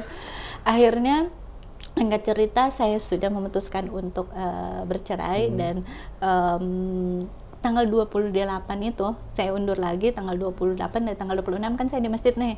Tanggal 28 si mantan datang ke tempat tinggal saya karena pertama dia sudah pergi dari rumah. Tanggal 28 dia datang dan di sana ketika dia datang dia bilang, ayo kita kembali mulai dari nol lagi gitu. Tapi saya bilang gini, mau mulai dari nol kayak gimana. Saya bilang saat ini saya sudah memposisikan diri, saya bilang sejak tanggal 26 kemarin saya sudah memposisikan diri sebagai seperti bayi yang baru lahir. Di tanggal 26 kemarin saya sudah memposisikan diri sebagai bayi yang baru lahir. Saya butuh asupan gizi, saya butuh bimbingan, saya butuh dipelihara, saya butuh benar dijaga gitu. Dan terlebih saya sudah mengosongkan rekening saya. Jadi rekening saya udah nol, saya bilang kalau kamu mau sama saya, penghasilan saya, kebetulan saya punya perusahaan media, jadi saya bilang perusahaan saya kerjasama di sini, kebetulan saya ada kerjasama sama Pemko sana, nominalnya hanya segini dan ada yang tambahan-tambahan lain itu segini. Kalau kamu mau hidup sama saya, kondisi keuangan saya seperti ini. Kalau kamu pingin lebih, izinkan saya untuk kembali ke beraktivitas seperti awal. Mungkin saya akan ke Jakarta, jadi saya akan ke Balikpapan dan saya akan ke ini dan saya akan kembali beraktivitas untuk menjalankan usaha saya kembali gitu. Nah, waktu itu dia langsung ngomong-ngomong, dia bilang di Islam itu kalau menjadi Islam sebagai orang mualaf di Islam itu kalau menjadi Muslim dikatakan seperti bayi yang baru lahir, bukan juga mengosongkan rekeningnya gitu kan. Kok gitu sih? Nggak nyambung.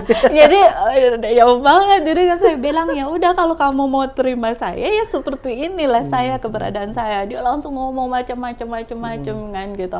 Ya udah pokoknya saya masih punya perusahaan media, saya bilang. Dari situ kita masih bisa hidup dan kalau pengen lebih ya udah saya kembali dengan menjalankan usaha saya yang lalu-lalu gitu kan.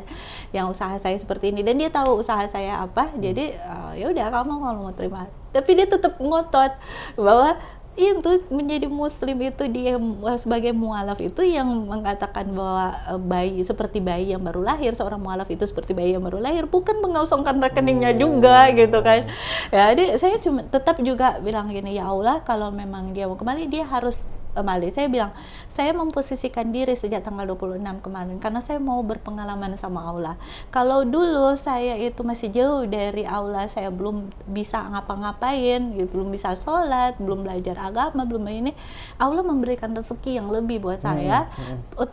Saya yakin bahwa ketika saya makin taat Allah, walaupun banyak tantangan dan ujian, saya juga bisa diberikan rezeki oleh Allah lebih dari itu. Bahkan saya yakin lebih dari itu, karena saya berharap dengan apa yang saya lakukan, saya mengharapkan rezeki, karena apa yang saya lakukan adalah bentuk ketaatan saya kepada Allah, sebagai bentuk kewajiban saya sebagai seorang Muslim. Tapi Allah pasti nggak akan meninggalkan saya. Nah, akhirnya saya menyampaikan itu, dan tetap dia ngotot seperti itu. Akhirnya dia pergi gitu. Dia pergi dari Roma dan saya menerima, ya Allah saya ikhlas dengan semuanya.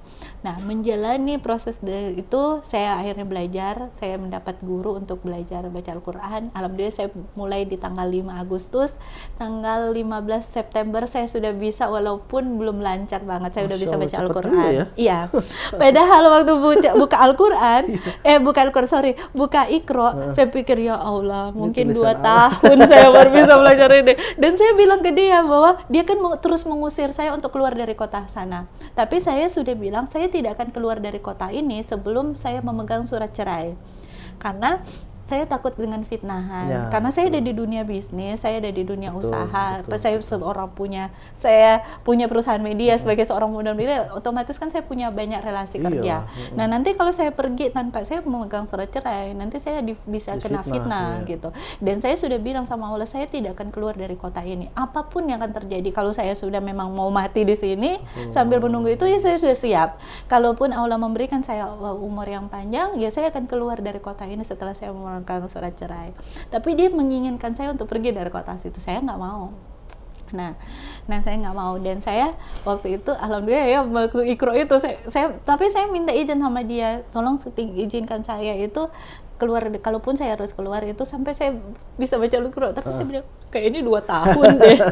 Jadi saya bilang begini, saya mungkin akan keluar dari kota ini sekitar 2 tahun karena saya akan belajar ini gitu kan. Mungkin dalam hati dia bodoh sekali sih 2 tahun. Nah, tapi itulah keajaiban Allah ya. Saya bilang kalau kita memang niatnya seperti itu, Allah pasti akan memberikan kemudahan. Nah, saat itu saya belajar nih tanggal 5 Agustus. Tanggal 15 September saya sudah bisa baca Al-Quran, walaupun saya belum lancar, tapi setidaknya huruf-hurufnya saya sudah tahu, sudah paham, dan untuk mau baca itu sudah bisa gitu. Alhamdulillah banget. Nah, ketika saya bisa baca Al-Quran, saya ingat dengan nasar saya ketika saya syahadat. Dimana ketika saya syahadat, saya meminta untuk tidak dipublikasikan, tapi saya bilang bahwa ketika saya bisa baca Al-Quran dan saya punya bekal ilmu agama walaupun baru sedikit, saya akan mensiarkan agama Islam dengan cara yang Allah percayakan ke saya. Nah, saya ingat dengan nasar saya itu. Dan ketika saya di Bukit Tinggi itu, yang saya tahu waktu saya ada masalah sama beliau, saya sempat cari mualaf center di sana, tapi ternyata di sana tidak ada mualaf center. Nah, saya bingung harus kemana. Sebenarnya saya malu bertanya ke ustadz gitu, karena saya perempuan dan masalah saya kan cukup sensitif ya, masalah rumah tangga. Jadi mau bercerita ke laki-laki kan sebenarnya nggak enak ya. Tapi saya terpaksa melakukan itu karena saya tidak punya kenalan gitu. Saya berasa karena saya butuh. Saya takut melangkah tidak sesuai dengan agama ini. Saya takut melangkah malah saya bikin dosa gitu kan. Nah, akhirnya itulah yang saya lakukan. Nah, di saat itu saya mengambil keputusan untuk buka mualaf center, supaya maksudnya saya di sana kan umumnya udah muslim ya, tapi banyak juga yang sudah mualaf yang datang dari kota lain karena mereka menikah di sana gitu. Jadi akhirnya saya mendirikan mualaf center. Nah, saya mendirikan mualaf center, saya berkerinduan supaya teman-teman kiranya teman-teman mualaf mereka punya tempat, punya wadah gitu. Nah, karena saya dirikan itu secara independen dari sisa-sisa tabungan saya dan bukan tabungan sih, dari pemasukan saya, karena saya sudah menolkan kan. Alhamdulillah waktu itu saya punya kerja sama media, jadi kalau pencairan saya pakai untuk biayai mualaf center. Jadi biaya saya mualaf center saya bikinin. Kebetulan dulu ada kerja sama itu pengumuman, walaupun sebenarnya pengumuman di media saya biasanya saya tarifkan satu pengumuman 5 juta gitu. Tapi waktu itu dana mereka hanya 3 juta. Ya udah nggak apa-apa, saya terima gitu kan. Itu yang saya bikinkan papan mualaf center itu, neon boxnya saya bikin itu perlengkapan. Pokoknya apa penghasilan saya itu saya pakai untuk mualaf center. Nah, saya punya visi di dalam mualaf center itu, yaitu menjadikan mualaf itu termasuk saya kuat imannya, kuat kantongnya. Amin. Nah, jadi saya dari penghasilan itu saya memberikan modal untuk teman-teman mualaf yang ada di naungan saya, walaupun tidak banyak, sangat-sangat sedikit gitu. Nah, saya bilang ke mereka, nanti bantuan saya ini nanti diteruskan lagi, nggak usah kembalikan ke saya, tapi nanti kalau ada penghasilan sisihkan, terus kalau ada yang membutuhkan kalian lakukan. Pesan saya itu disampaikan juga, biar terus mengalir seperti itu. Dari situ saya tahu bahwa ternyata ada teman-teman mualaf juga yang membutuhkan saya. Jadi kehadiran saya di sana bukan untuk dihancurkan, tapi ternyata ada tujuan Allah itu. Nah, di hadapan itu juga saya masih mengalami gejolak yang sangat-sangat luar biasa dengan mantan suami, karena saya terus diancam sama dia. Itu sudah posisi kami sudah pisah rumah, tapi belum memproses perceraian karena beliau ASN kan. Jadi proses perceraian kan panjang gitu, harus berprosedur. Nah, dia waktu itu juga nggak mau, dia maksain saya yang ngurus perceraian karena dia nggak mau 50% gajinya masuk ke saya, karena aturan ASN kan,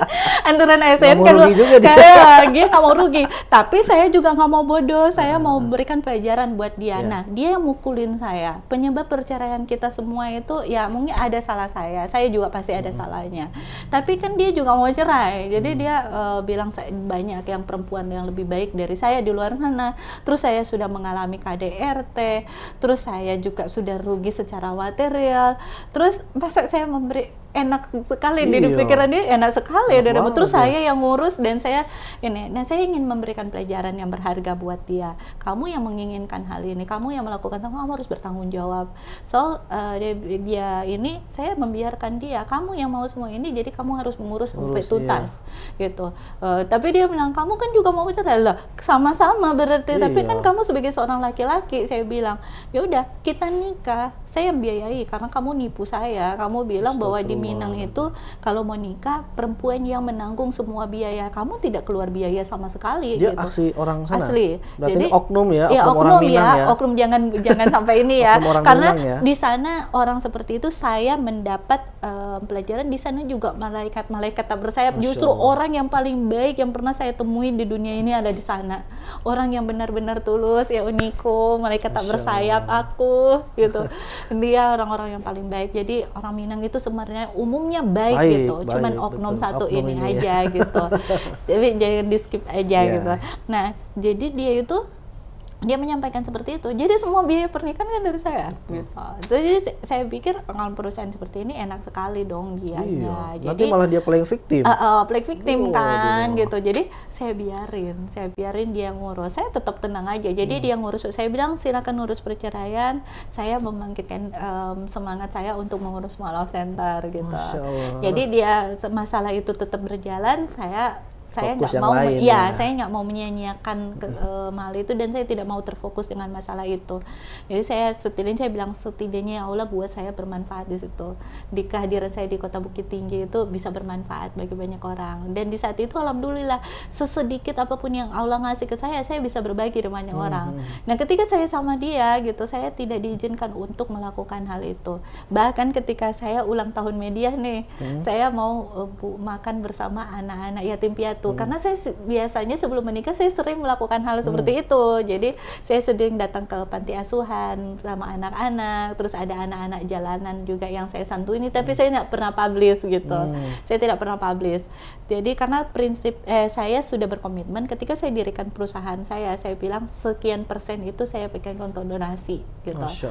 Jadi saya tidak mau menahan gitu. Saya tidak menahan, setiap kali ada saya langsung salurkan, setiap kali ada saya salurkan. Ketika saya menikah sama dia tidak mengizinkan hal itu. Bahkan pernah waktu saya ulang tahun media di tahun 2022 itu saya bilang saya mau makan bareng sama anak-anak yatim piatu di panti asuhan.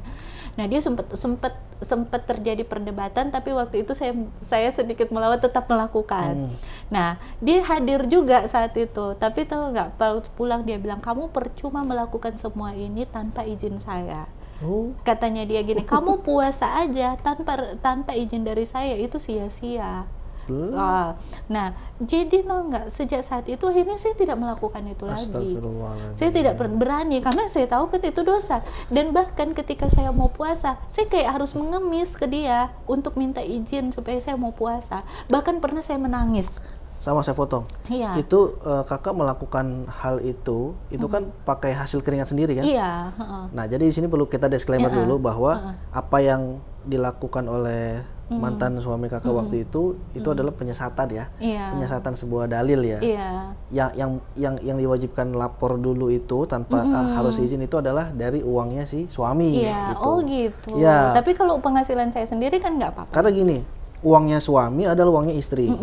Uangnya istri bukan uangnya suami. Gitu. Ini kalau Islam tuh mengajarkan seperti itu. Mengajarkan seperti itu. Gitu. Oh, ini kita perlu disclaimer dulu ya. Kita diluruskan ya. Silakan lanjut. Nah, itu saat itu karena kan itulah ya, karena minim saya belum tahu. Jadi saya takut dong. Bahkan ketika saya mau puasa pun, saya pernah mengemis dia untuk berpuasa. Karena sebenarnya sebelum saya menikah sama dia, saya sudah tahu tentang puasa Senin Kamis. Nah, saya itu dengan penuh keterbatasan saya berusaha untuk tetap melakukan hal itu. Nah, dia mungkin nggak tahu apa yang ada di pikirannya dia gitu, tapi dia juga pernah ngikut. Tapi ternyata setelah dia ke kantor, dia akhirnya ngerokok, akhirnya dia makan, dan itu Allah bukakan satu persatu ke saya. Jadi pernah di waktu puasa, dia kan ke kantor nih, tiba-tiba ada temennya datang ke kantor. Teman-temannya ngomong, Pak, rokoknya ketinggalan tadi di kantor, itu kebuka. Loh, ayah nggak puasa, saya bilang gitu. Aduh, gini terpengaruh soalnya nggak enak katanya ada teman-teman gini. Nah, berikutnya soal makanan. Nah, temannya ini juga datang ke rumah. Nah, pas temannya datang ke rumah bilang, Pak, makanan tadi enak nggak gitu kan? Kita lagi puasa, dia ikut sahur gitu. Nah, tapi mungkin itu cobaan godaan dari dia. Cuman yang sedihnya itu yaitu karena dia sudah menyampaikan bahwa saya tanpa izinnya dia puasa saya percuma, ya saya sampai mengemis ke dia untuk bisa puasa gitu loh. Dan akhirnya ke belakang karena mungkin sudah mulai kebongkar ini dia bilang ya udah puasa aja sendiri, dia nggak puasa gitu. Betul. Nah, akhirnya dia ya udah puasa aja sendiri. Bahkan kita sudah proses perceraian nih. Akhirnya karena sudah proses perceraian, saya bilang sama dia, saya izin melakukan puasa Senin Kamis dan ini akumulasi karena kita sudah mau proses perceraian. Tapi kan sebelum saya pegang surat cerai, berarti saya masih berstatus istri. Dan saya bilang izin saya ini berlaku sampai saya megang ini, karena saya tidak mungkin dong komunikasi terus dengan minta izin puasa, karena saya berusaha untuk taat aja dengan aturan agama gitu. Jadi saya bilang sama dia, saya izin, dan dia akhirnya memberikan izin. Dan saya di proses itu saya masih diancam-ancam. Saya pernah diancam untuk, saya akan membuat kamu terusir dari kota ini secara tidak terhormat. Wah, itu karena pertama dia nyampaikan itu, saya saya tidak saya tidak menanggapi karena saya pikir dia emosi. Kedua kali juga saya tidak tanggapi. Ketiga kali, kalau bagi saya orang menyampaikan 3 kali udah niat dong. So akhirnya saya menemui ketua RT karena kebetulan saya tinggal di samping ketua RT, dan akhirnya itu pertama kali saya menceritakan masalah rumah tangga saya secara detail. Padahal Pak RT sama Bu RT tinggal di samping saya, dan itu pun waktu kejadian saya sudah hampir dibunuh, Pak RT pun mungkin beliau tersinggung ya, karena saya tiba-tiba sudah ke polisi tanpa melalui dia gitu. Jadi beliau juga ada seorang polisi, jadi nanti semua anggota polisi datang untuk nangkap dia, baru beliau tahu. Jadi tapi saat itu juga saya belum menceritakan karena saya pikir saya akan kembali dan saya tidak mau mengumbar aib suami saya gitu. Saya sebenarnya udah bilang sama dia, kita pun pisahnya baik-baik. Bilang saja kita sudah tidak ada kecocokan, biar saya tidak perlu mengumbar aib kamu gitu. Tapi akhirnya dia sendiri yang membuat saya tidak mau harus mengungkap gitu. Akhirnya saya ceritalah ke Pak RT, tapi hanya sebatas ke Pak RT. Kalau yang lain-lain enggak, Pak RT sama Bu RT gitu. Saya lain-lain enggak, karena saya butuh perlindungan otomatis. Akhirnya karena dia terus mengancam, akhirnya saya mengelapor ke Komnas Perlindungan Perempuan. Nah, akhirnya ke KPPA gitu, dan akhirnya sudah proses perceraian berjalan. Nah, begitu juga ketika proses perceraian di kantor berjalan. Nah, ketika proses perceraian di kantor berjalan, saya sudah bilang sama dia, berikanlah saja alasan bahwa kita sudah tidak ada kecocokan dalam berumah tangga. Malah dia menceritakan hal-hal yang dia karang sendiri gitu. Nah, saya mau belajar untuk jujur. Jadi kalau itu kesalahan yang saya buat, saya mengaku bahwa saya buat. Tapi kalau nggak sesuai, ya saya nyampein yang sebenarnya, dan saya menyertai bukti. Karena saya ada di media gitu kan. So bukti semua itu mendukung gitu. Dia boleh menyampaikan sesuatu dan dia lupa siapa saya mungkin. Saya sudah mengumpulkan satu persatu bukti. Jadi, nah akhirnya saya datang di sana, saya membawa bukti. Jadi semua dia menyampaikan, saya datang dengan membawa bukti. Nah, di mediasi pertama dia kan sendiri, mediasi kedua saya juga sendiri. Jadi apa yang disampaikan dia di sana itu saya sampai klarifikasi gitu kan. Nah, di mediasi ketiga saya bilang sama Kabid di situ, Bu, kayaknya di mediasi ketiga saya nggak perlu hadir deh, karena kan memang kita juga sudah proses perceraian dan setahu saya kita sudah tidak mungkin untuk bersatu gitu. Jadi saya nggak perlu hadir ya, Bu. Tapi katanya beliau, dua-duanya harus hadir karena prosedurnya seperti itu. Kalau tidak hadir, tidak bisa dilanjutkan proses perceraiannya.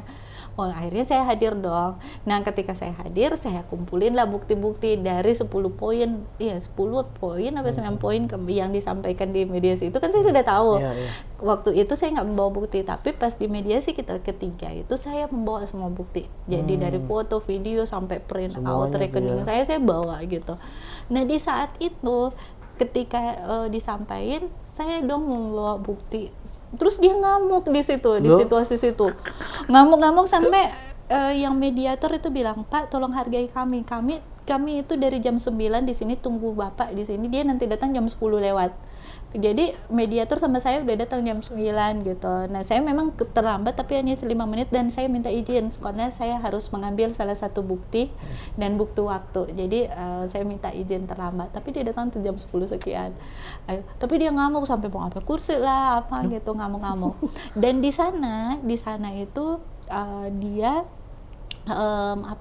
menyinggung tentang keluarga saya. Wah. Nah, saya sudah bilang sama dia, saya sudah muslim, sudah cukup memalukan keluarga saya. Jadi kalau permasalahan kami, selama kamu memfitnahkan saya, menghinakan saya, itu menyangkut pribadi saya akan silent, saya akan tetap diam. Tapi jangan sekali-sekali nyinggung perasaan keluarga saya. Apalagi kamu mengarang cerita untuk mencemarkan nama baik keluarga saya. Saya akan menuntut sampai maksimal gitu. Kalau kamu ganggu mereka, karena mereka sudah ini menanggung segala sesuatu dengan saya. Di situ dia menyinggung tentang nama baik keluarga saya dan anak-anak saya. Oh, karena itu akhirnya saya menuntut lah. Dan menuntut saya akhirnya udah saya push semuanya.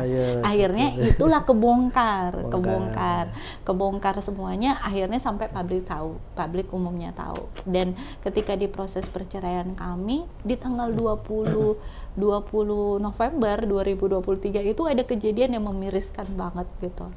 Nah, di tanggal itu saya lagi mempersiapkan Mualaf Center nih. Jadi di sana saya bikin nuansa putih gold kan. Dan saat itu hari Jumat bertepatan tanggal 20 itu paginya saya dengan malaikat bersayap saya itu pergi nyari Al-Qur'an di toko buku, beli Al-Qur'an dan semua perlengkapan untuk di Mualaf Center untuk nambah-nambah gitu kan. Pergilah kami. Nah, di sana itu kan kalau Jumatan itu tutup ya semuanya. Jadi itu kita pulang untuk Jumatan, itu orang Jumatan, siangnya kita keluar lagi beli membelernya untuk tambahan juga. Nah, di sana saya beli meja dan karena meja itu ada warna-warni, jadi saya beli kertas kado yang gold sama plastik nih, mau tabungkus gitu kan. Nah, seorang istrinya sampai sore. Nah, habis Isya gitu, saya bungkus lah meja-meja itu kan. Nah, sekitar jam 11 saya udah selesai bungkus, terus saya udah capek dan saya ambil wudhu. Waktu itu mau tidur, saya sempat balas chat malaikat tak bersayap saya. Terus saya bilang balas chat Uni, saya udah selesai bungkus apa semuanya. Itu 11.51 kalau nggak salah. Terus saya bilangnya sama Allah, ya Allah, saya pingin tidur nyenyak gitu. Saya pingin tidur nyenyak, berikan saya tidur yang nyenyak karena besok masih banyak yang harus saya urus. Nah, waktu itu pas saya mau tidur nyenyak, nggak taunya di luar lagi heboh. Nah, di luar lagi heboh karena tetangga saya itu dia sempat nengok keluar di sekitar jam 1. Dia nengok keluar ada dua orang mencurigakan bolak-balik di depan kita gitu kan. Terus dia lihat CCTV, di CCTV dia lihat orang itu gantung plastik di pagar depan tempat tinggal saya. Nah, pas dia gantung plastik itu, dia teman tetangga itu nelpon lah adik yang dibawa. Dia tolong lihat itu di Kak Nika itu kayaknya ada orang gantung sesuatu deh. Pergilah adik itu periksa. Setelah diperiksa ada pocongnya, ada serabut yang diikat sama buhul. Buhul terus ada tisu yang ada darahnya, begitu. Nah, mereka nggak bangunin saya karena mereka takut saya shock. Sama adik itu dibawalah ke Pak RT. Nah, dibawa ke Pak RT, terus mereka akhirnya pagi-pagi baru nyampein ke saya, disediakan video itu. Dan kata mereka itu sebenarnya sudah santet untuk membuat saya kehilangan nyawa kalau dengan kondisi seperti itu ya. Tapi alhamdulillah saya selama ini tuh selama inilah ya, dan dari dulu saya praktekkan setiap kali mau sholat subuh saya baca saya baca Al-Fatihah, terus saya baca ayat kursi, saya baca Al-Ikhlas, Al-Falaq, sama Anas. Jadi itu memang saya wajibkan kepada diri saya sendiri. Jadi itu setelah subuh sama maghrib, habis maghrib. Nah, jadi alhamdulillah Allah mungkin luputkan itulah intinya, jangan lupa untuk mempraktekkan, karena saya sudah praktekkan itu alhamdulillah. Itu kata mereka kalau saya yang dapat itu lebih bahaya lagi. Dan kalaupun tidak langsung didapat oleh orang lain, bisa aja dia sudah menyebar dan kena ke saya gitu. Kalau saya nggak mati pelan-pelan langsung mati gitu, kalau saya lama langsung mati, itu katanya tujuannya. Nah, waktu itu saya lihat ada 2 orang. Saya memilih untuk diam karena saya bilangnya gini, saya tidak menuntut. Saya sempat melaporkan karena Pak RT juga udah tahu kan, Pak RT juga ada saksi-saksi. Sebenarnya saya bisa melaporkan ke kantor polisi saat itu. Cuman saya pikir saya juga kalau untuk membuktikan dan terbukti, misalnya nih terbukti dia gitu kan, Amit-amit, mudah-mudahan orang lain. Tapi saya nggak kenal siapapun di sana, saya tidak pernah musuh siapapun di sana, cuman dengan dia aja gitu. Dan kalaupun itu terbukti dia bisa dipenjara. Dengan penjara yang sangat lama.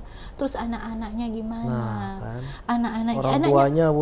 Orang tuanya, anaknya gimana? Anaknya 3, anaknya masih kuliah, anaknya yang kedua sama yang ketiga itu satu kelas, satu angkatan gitu, gimana anak-anaknya nanti? Walaupun saya sangat tersiksa, saya nangis jadi-jadinya gitu loh, saya nggak tega orang lain harus, dan dia ngajak orang lain, kan ada 2 orang, kalau dia ya, kita nggak mau duduk karena saya tidak berusaha untuk membuktikan saat itu, kalau dia ngajak orang lain, gimana dengan orang yang dia ajak itu, keluarganya, karena pasti dia akan masuk penjara. Saya tidak mau karena dia ini orang lain dirugikan gitu, jadi saya memilih untuk saya diamkan masalah itu. Dan proses kehidupan saya itu seperti itu, saya masih diancam-ancam, tahu nggak? Saya juga tahu waktu itu SIM card saya itu yang saya pakai untuk konfirmasi email di website saya, ke semua surat-surat saya termasuk perusahaan saya, itu dicuri saya. Saya tahunya gini, jadi pas kan saya udah migrasi ke Halo ya. Jadi kan biasanya kalau pembayaran Halo itu kan ada notif kalau setiap pembayaran. Ini kok nggak ada notif gitu. Saya periksa di tab saya nggak ada, di handphone saya satu nggak ada, satu juga nggak ada. Saya sudah langsung pikir, waduh mampus, ini email pasti passwordnya sudah diganti ini semuanya. Tapi saya nggak langsung ngelihat, saya ke Grapari dulu. Karena memang nomor saya itu adalah tiket saya kemana-mana gitu kan. Saya takut disalahgunakan, kayak ke Grapari, saya bikin SIM cardnya.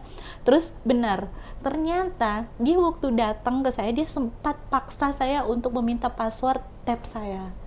Dan di situ ternyata dia matikan konektivitas itu untuk kayak mengganti password, ketahuan di handphone saya yang lain kan. Dia matikan sinkronisasi itu, dia matikan sama dia.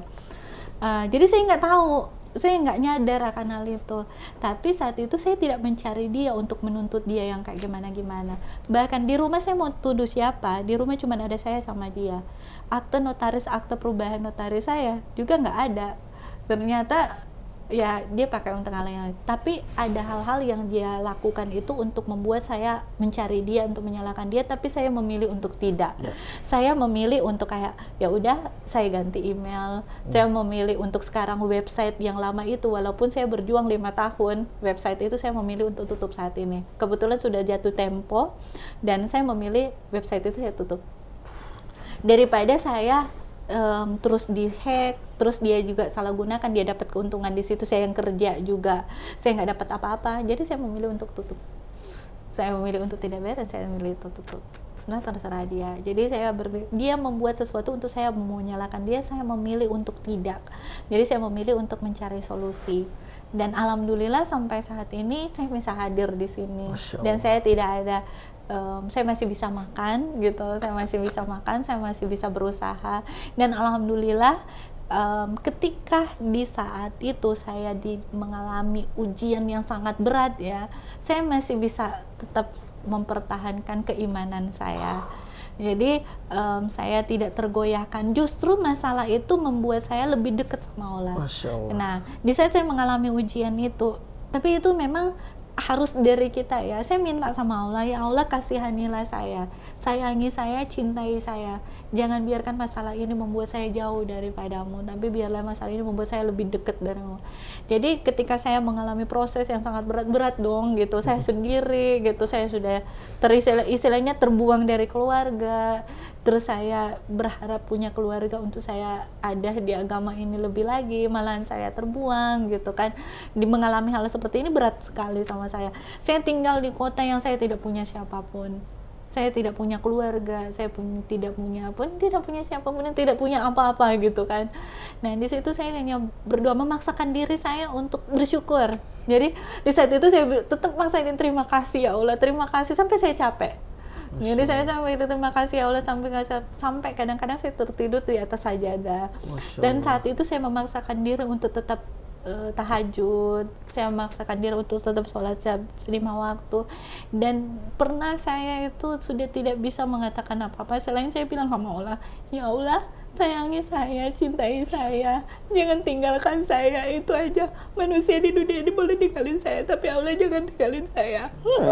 Jadi itu yang saya doain setiap waktu selama saya itu 7 bulan, kurang lebih 7 bulan menghadapi proses perceraian. Itu aja yang saya doain.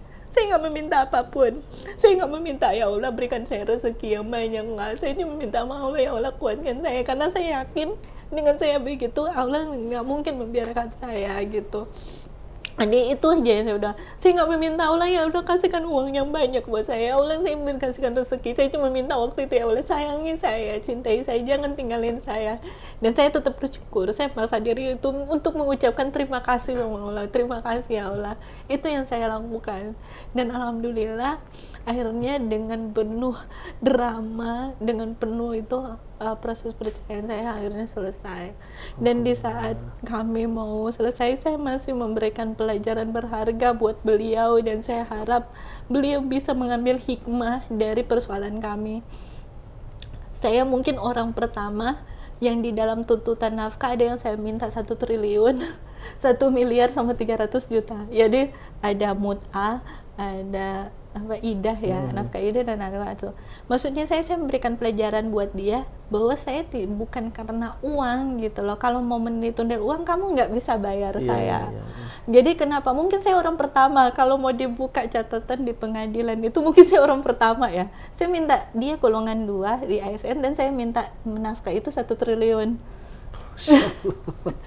Dan yang satunya saya minta 1 miliar, satunya 300 juta, itu kan nggak masuk akal kan. Dia bilang iya kan, dia tujuan memang dia gila uang. Padahal sebenarnya tujuan saya memberikan pelajaran bahwa dia, kalau kamu mau membeli saya, kamu nggak bisa membeli saya dengan uang. Karena kalau waktu saya menikah sama saya punya usaha sendiri, saya bisa hidup sendiri tanpa seorang laki-laki, tanpa kamu saya nggak bisa, saya bisa hidup waktu itu. Tapi ya karena saya memilih untuk menikah karena saya butuh imam waktu itu.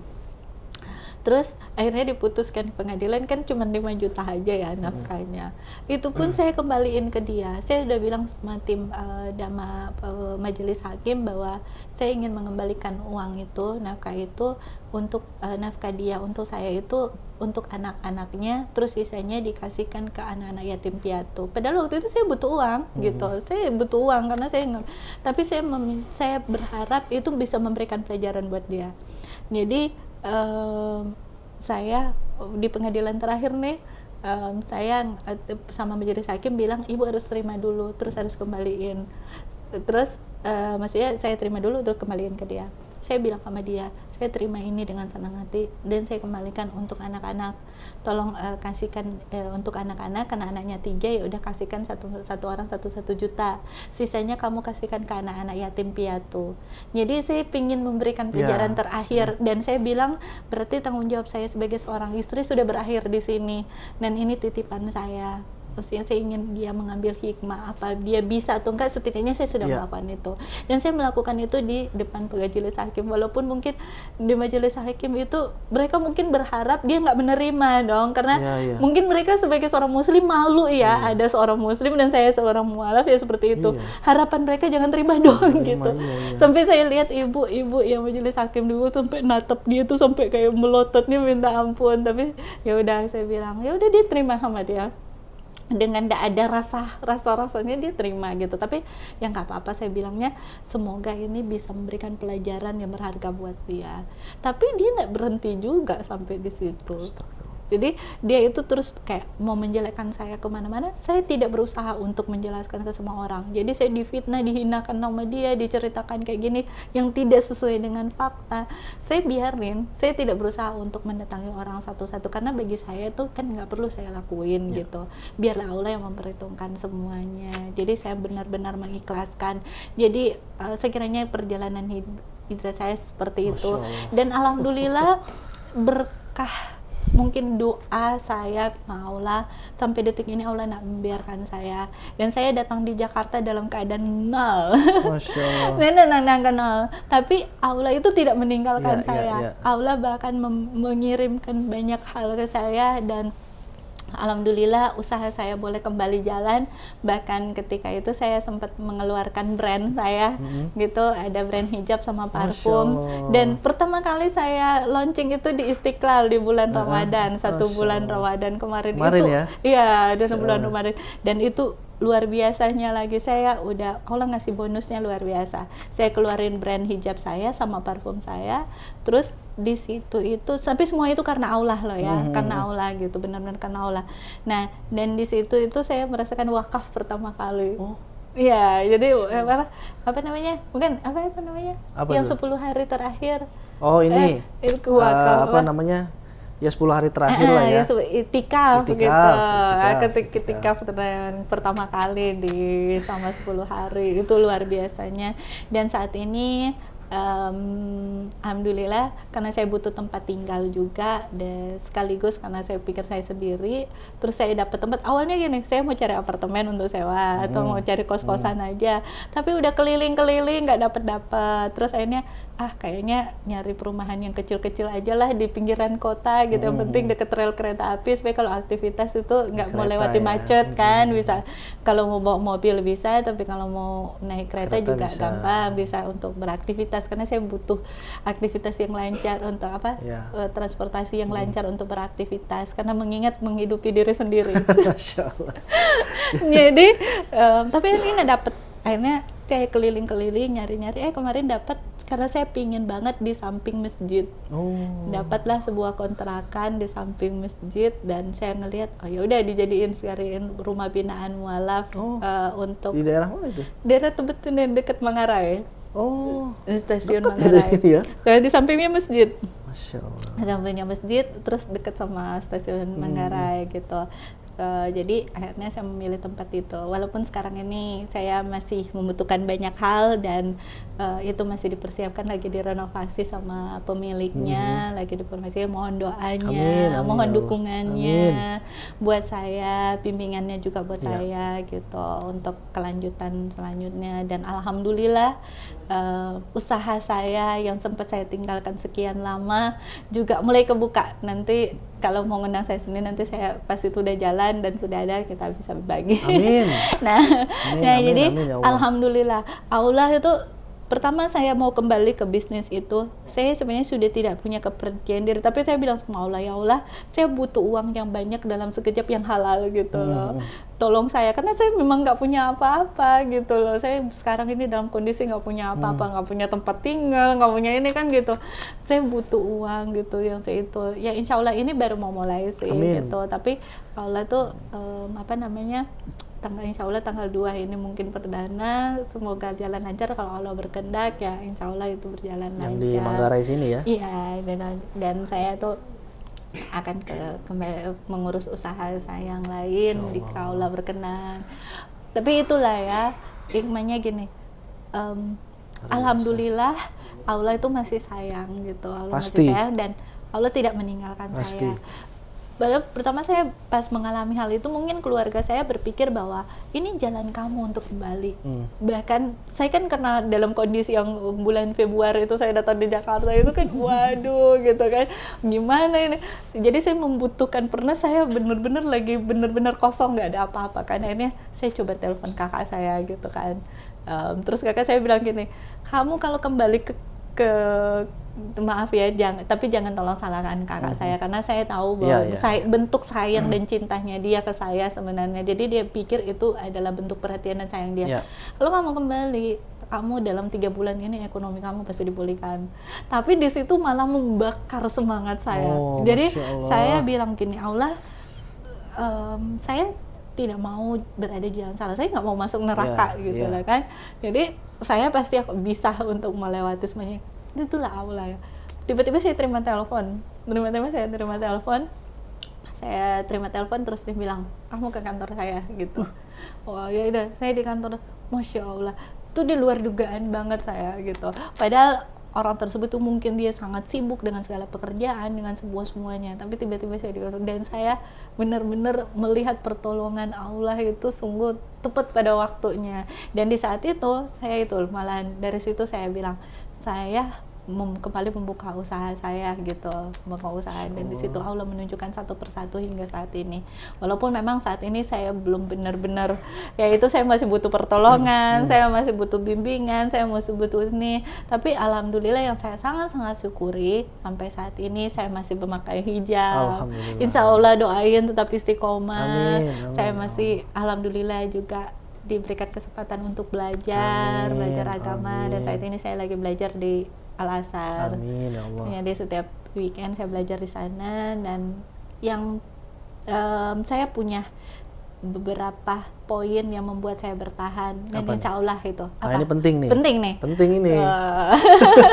Itu rahasia saya bisa bertahan hingga saat ini. Insya Allah. Mau tahu? Mau dong. Ya, yang pertama, tetap berpasrah sama Allah, mendekatkan diri sama Allah dan berpasrah sepenuhnya sama Allah. Satu, itu yang pertama. Kedua, harus bisa bersyukur, teruslah bersyukur dalam keadaan apapun. Jadi mau keadaan senang, mau keadaan susah, harus bersyukur. Dan pertama itu cari Allah, bersyukur sama Allah. Ya Allah, terima kasih. Mau susah apapun tetap bersyukur juga. Ketiga, harus tulus dan ikhlas. Bangun hati yang tulus dan ikhlas, tanpa batas, tanpa bertepi. Keempat, harus sabar. Pokoknya hidup itu sabar aja gitu. Semua pasti dilewati. Hidup sabar. Kelima itu banyak-banyak bersedekah. Masya Allah. Mau dalam keadaan sulit apapun, jangan tunggu kaya, jangan tunggu apa. Pokoknya pas tergerak hatinya itu, kalau deket sama Allah itu pasti kan kita dalam hati itu berpikir ini ngasih lah gitu. Dan saya pernah ngasih sampai saya nah itu adalah satu juga nih. Pernah saya di Bukit Tinggi nih. Saya waktu itu kembali mempraktekkan Jumat Barokah. Ya, jadi saya melibatkan Pak Babinsa, Babim Kaptimas sama kelurahan, karena saya nggak tepat sasaran bantuan saya, jadi saya minta mereka untuk kembali saya ngasih gitu. Tapi saya nggak publish ya. Ada satu untuk kenang-kenangan saya yang saya publish, tapi tidak menyampaikan bahwa saya Jumat Barokah. Nah, suatu saat di Jumat itu sebenarnya saya hanya menyediakan beberapa paket. Ketika itu saya menghubungi salah satu RT gitu kan. Tapi beliau balasnya itu, biasanya kan saya sebelum Jumatan ya saya bagikan. Beliau balasnya itu udah jam 11 lewat. Nah, sementara paket itu sudah kebagi gitu kan. Udah kebagi. Nah, di dompet saya waktu itu tinggal ada 50.000. Tapi isi kulkas saya masih penuh dan yang lain-lain itu masih penuh.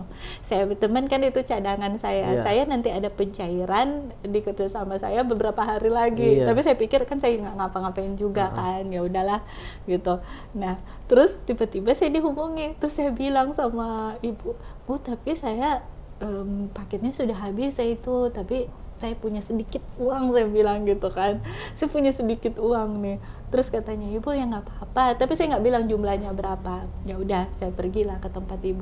Tahu nggak? Ternyata ibu tersebut sama keluarganya, suaminya ternyata mualaf. Masya Allah.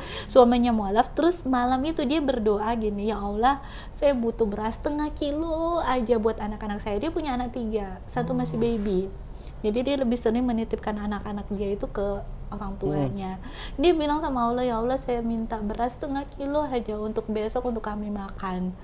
Dan saya membawa uang hanya 50.000, dan dia sudah bersyukur sampai nangis, ya minta ampun. Dan hebatnya Allah, ketika saya bawa itu, tiba-tiba saya belum sampai dari tempat orang yang saya kunjungi itu, saya masih dalam perjalanan, saya sudah ditelepon, Mbak, tolong bawa stempelnya sekaligus invoice-nya, kami akan melakukan pembayaran pengumuman gitu dari media saya dengan jumlah yang nggak banyak sih gitu, cuman jauh berpuluh-puluh kali lipat, ratusan kali lipat lah dari itu gitu kan. Jadi ratusan lipat dari itu, luar biasa Allah itu. Jadi di situ saya bilang jangan pernah menahan ketika kita pengen memberi orang, karena kita juga nggak tahu Allah itu akan memberikan hal yang seperti itu ke kita. Itu bukan mengada-ngada, itu sebuah kenyataan nyata, real saya alami. Dan kalaupun mau saksinya bisa saya gitu, mau nanya orangnya bisa. Saat itu saya memang hanya kasih 50.000, dan di perjalanan orang yang menelpon saya juga orang yang ada gitu. Saat itu saya dibilang, oh Allah, saya sampai nangis. Dan itu pun yang dikasih, itulah kenang-kenangan dari pencairan itu saya bikin neon box untuk Mualaf Center. Dan yang pencairan itu saya bikin untuk melengkapi apa-apa yang ada di Mualaf Center itu, yang ada di Kota Bukit Tinggi. Nah di situ tuh, jadi pelajaran yang mungkin bisa didapat ketika kita diperhadapkan dengan sebuah masalah, yang 5 hal itu kita praktekkan, insya Allah itu akan dan satu, harus tetap rendah hati. That's right. Ya, berarti 6 ya tadi ya? 6, harus tetap rendah hati gitu, harus tetap rendah hati itu, kita harus sangat, ketika Allah pulihkan kita, jangan pernah kita menjadi sombong dengan apapun. Dan itu keterbatasan saya manusia juga, mungkin ada hal-hal yang bisa terlewatkan, hal-hal itu, tapi saya berusaha gitu, itu sudah saya niatkan dalam hati saya, dan saya berusaha untuk mengimplementasikan dalam kehidupan saya gitu. Itu sih berkat ajaran ayah, almarhum ayah saya. Semoga beliau bisa dinikahkan di surga nanti ya, sama Allah gitu. Dan semoga keluarga saya mendapat hidayah. Amin Allah, amin. Jadi itulah, kalau kita itu hidup benar-benar mau mencari Allah, insya Allah Allah tidak akan membiarkan kita. Dan kalau diizinkan Allah itu menghadapi sebuah masalah yang berat, jangan pernah suudzon sama Allah, jangan pernah menyalahkan Allah dengan apa yang kita alami. Tapi kita justru harus sebagai manusia, karena masalah itu sebenarnya adalah bentuk, saya menganggap bahwa itu adalah bentuk cinta dan sayangnya Allah itu ke kita. Betul. Karena kalau Allah sudah nggak sayang kan Allah sudah biarin dong kita itu seperti itu. Sebenarnya kalau ada masalah itu, Allah tuh sebenarnya lagi menunjukkan sayangnya ke kita, biar kita tuh tetap ingat sama Allah, kita tetap deket sama Allah gitu. Betul. Jadi jangan pernah suudzon sih dengan Allah. Betul. Jangan pernah berpandangan buruk, oh Allah nggak sayang lagi sama kita, oh nggak seperti itu. Nah Allah tuh sayang banget sama kita semuanya gitu. Tapi kita juga harus memaksakan diri untuk taat gitu. kepada Allah Subhanahu Karena, wa taala.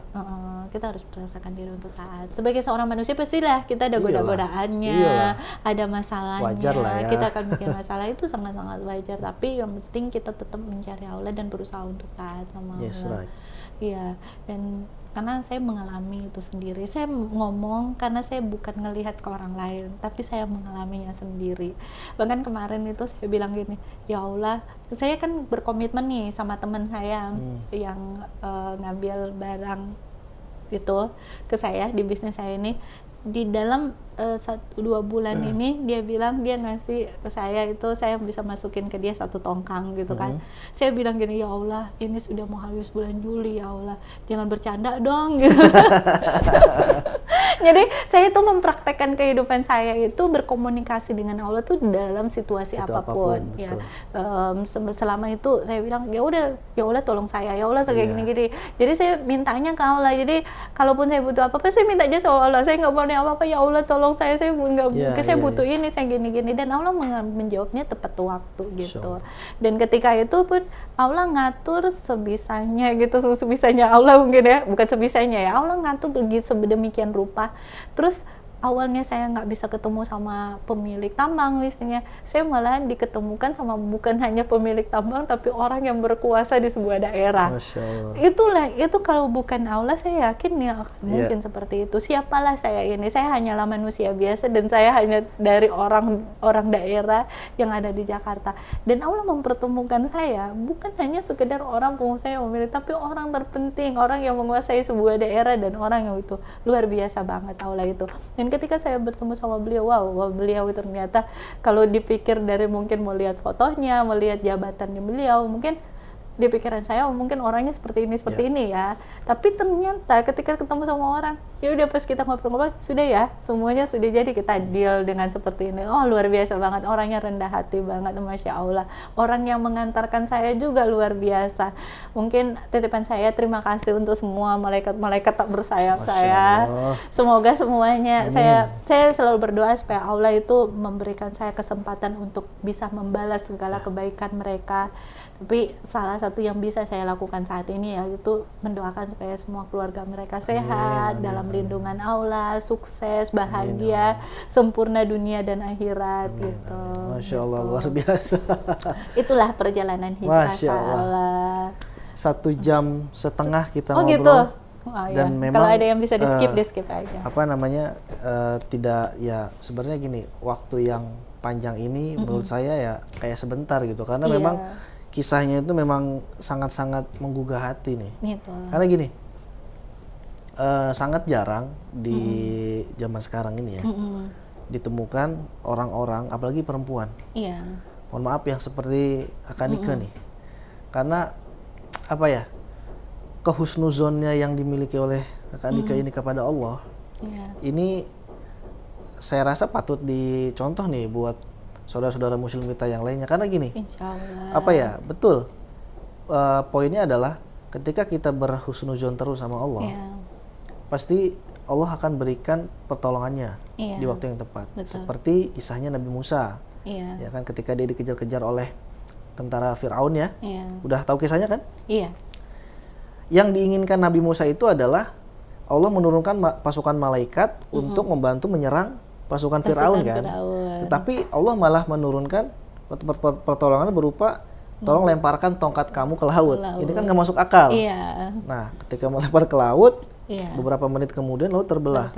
Jadi memang ketika kita berserah diri kepada Allah, berhusnuzon sama Allah, pasti Allah berikan yang namanya pertolongan. Betul, dan sekali. Ini saya berada di depan memang orang yang memang mempraktekkan itu langsung. Dan saya sangat-sangat mengalaminya sendiri. Dan saya dan teman-teman Wakaf TV merasa bersyukur sekali kepada Allah bisa mendengar dan bertemu langsung sama pelakunya langsung nih.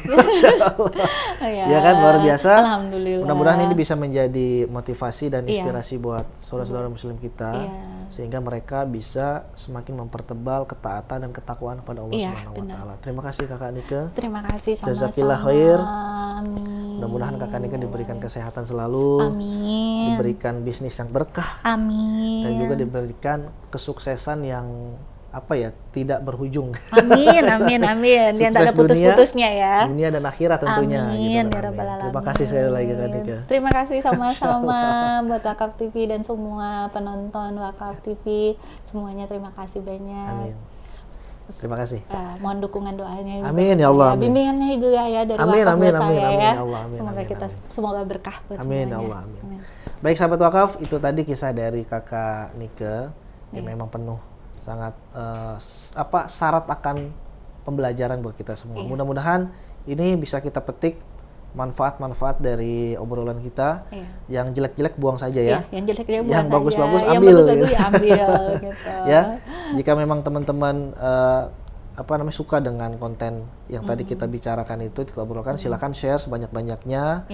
Kemudian jangan lupa tinggalkan komen dan jangan lupa subscribe agar kami bisa terus memberikan konten berupa informasi dan edukasi kepada Anda semuanya. Terima kasih. Wassalamualaikum warahmatullahi wabarakatuh.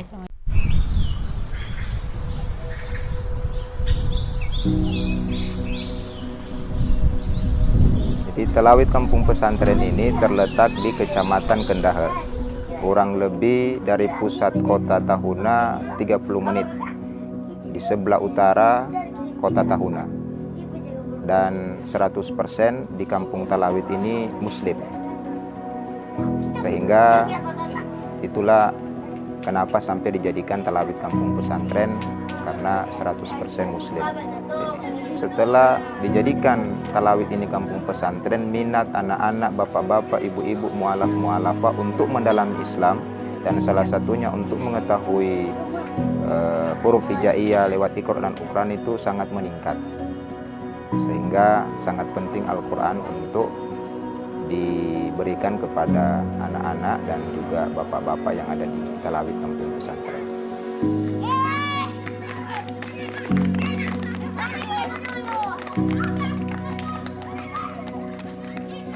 Itu 1 bulan sudah ada 5 yang robek, karena memang anak-anak. Jadi entah karena semangatnya atau semangat bermainnya, jadi memang butuh dibantu Iqra dan juga Al-Quran karena dengan alasan tadi. Jadi harapan kami ke depan dari Badan Wakaf Al-Quran bisa memberikan Al-Quran kembali untuk taman pengajian di Talawid Kampung Pesantren.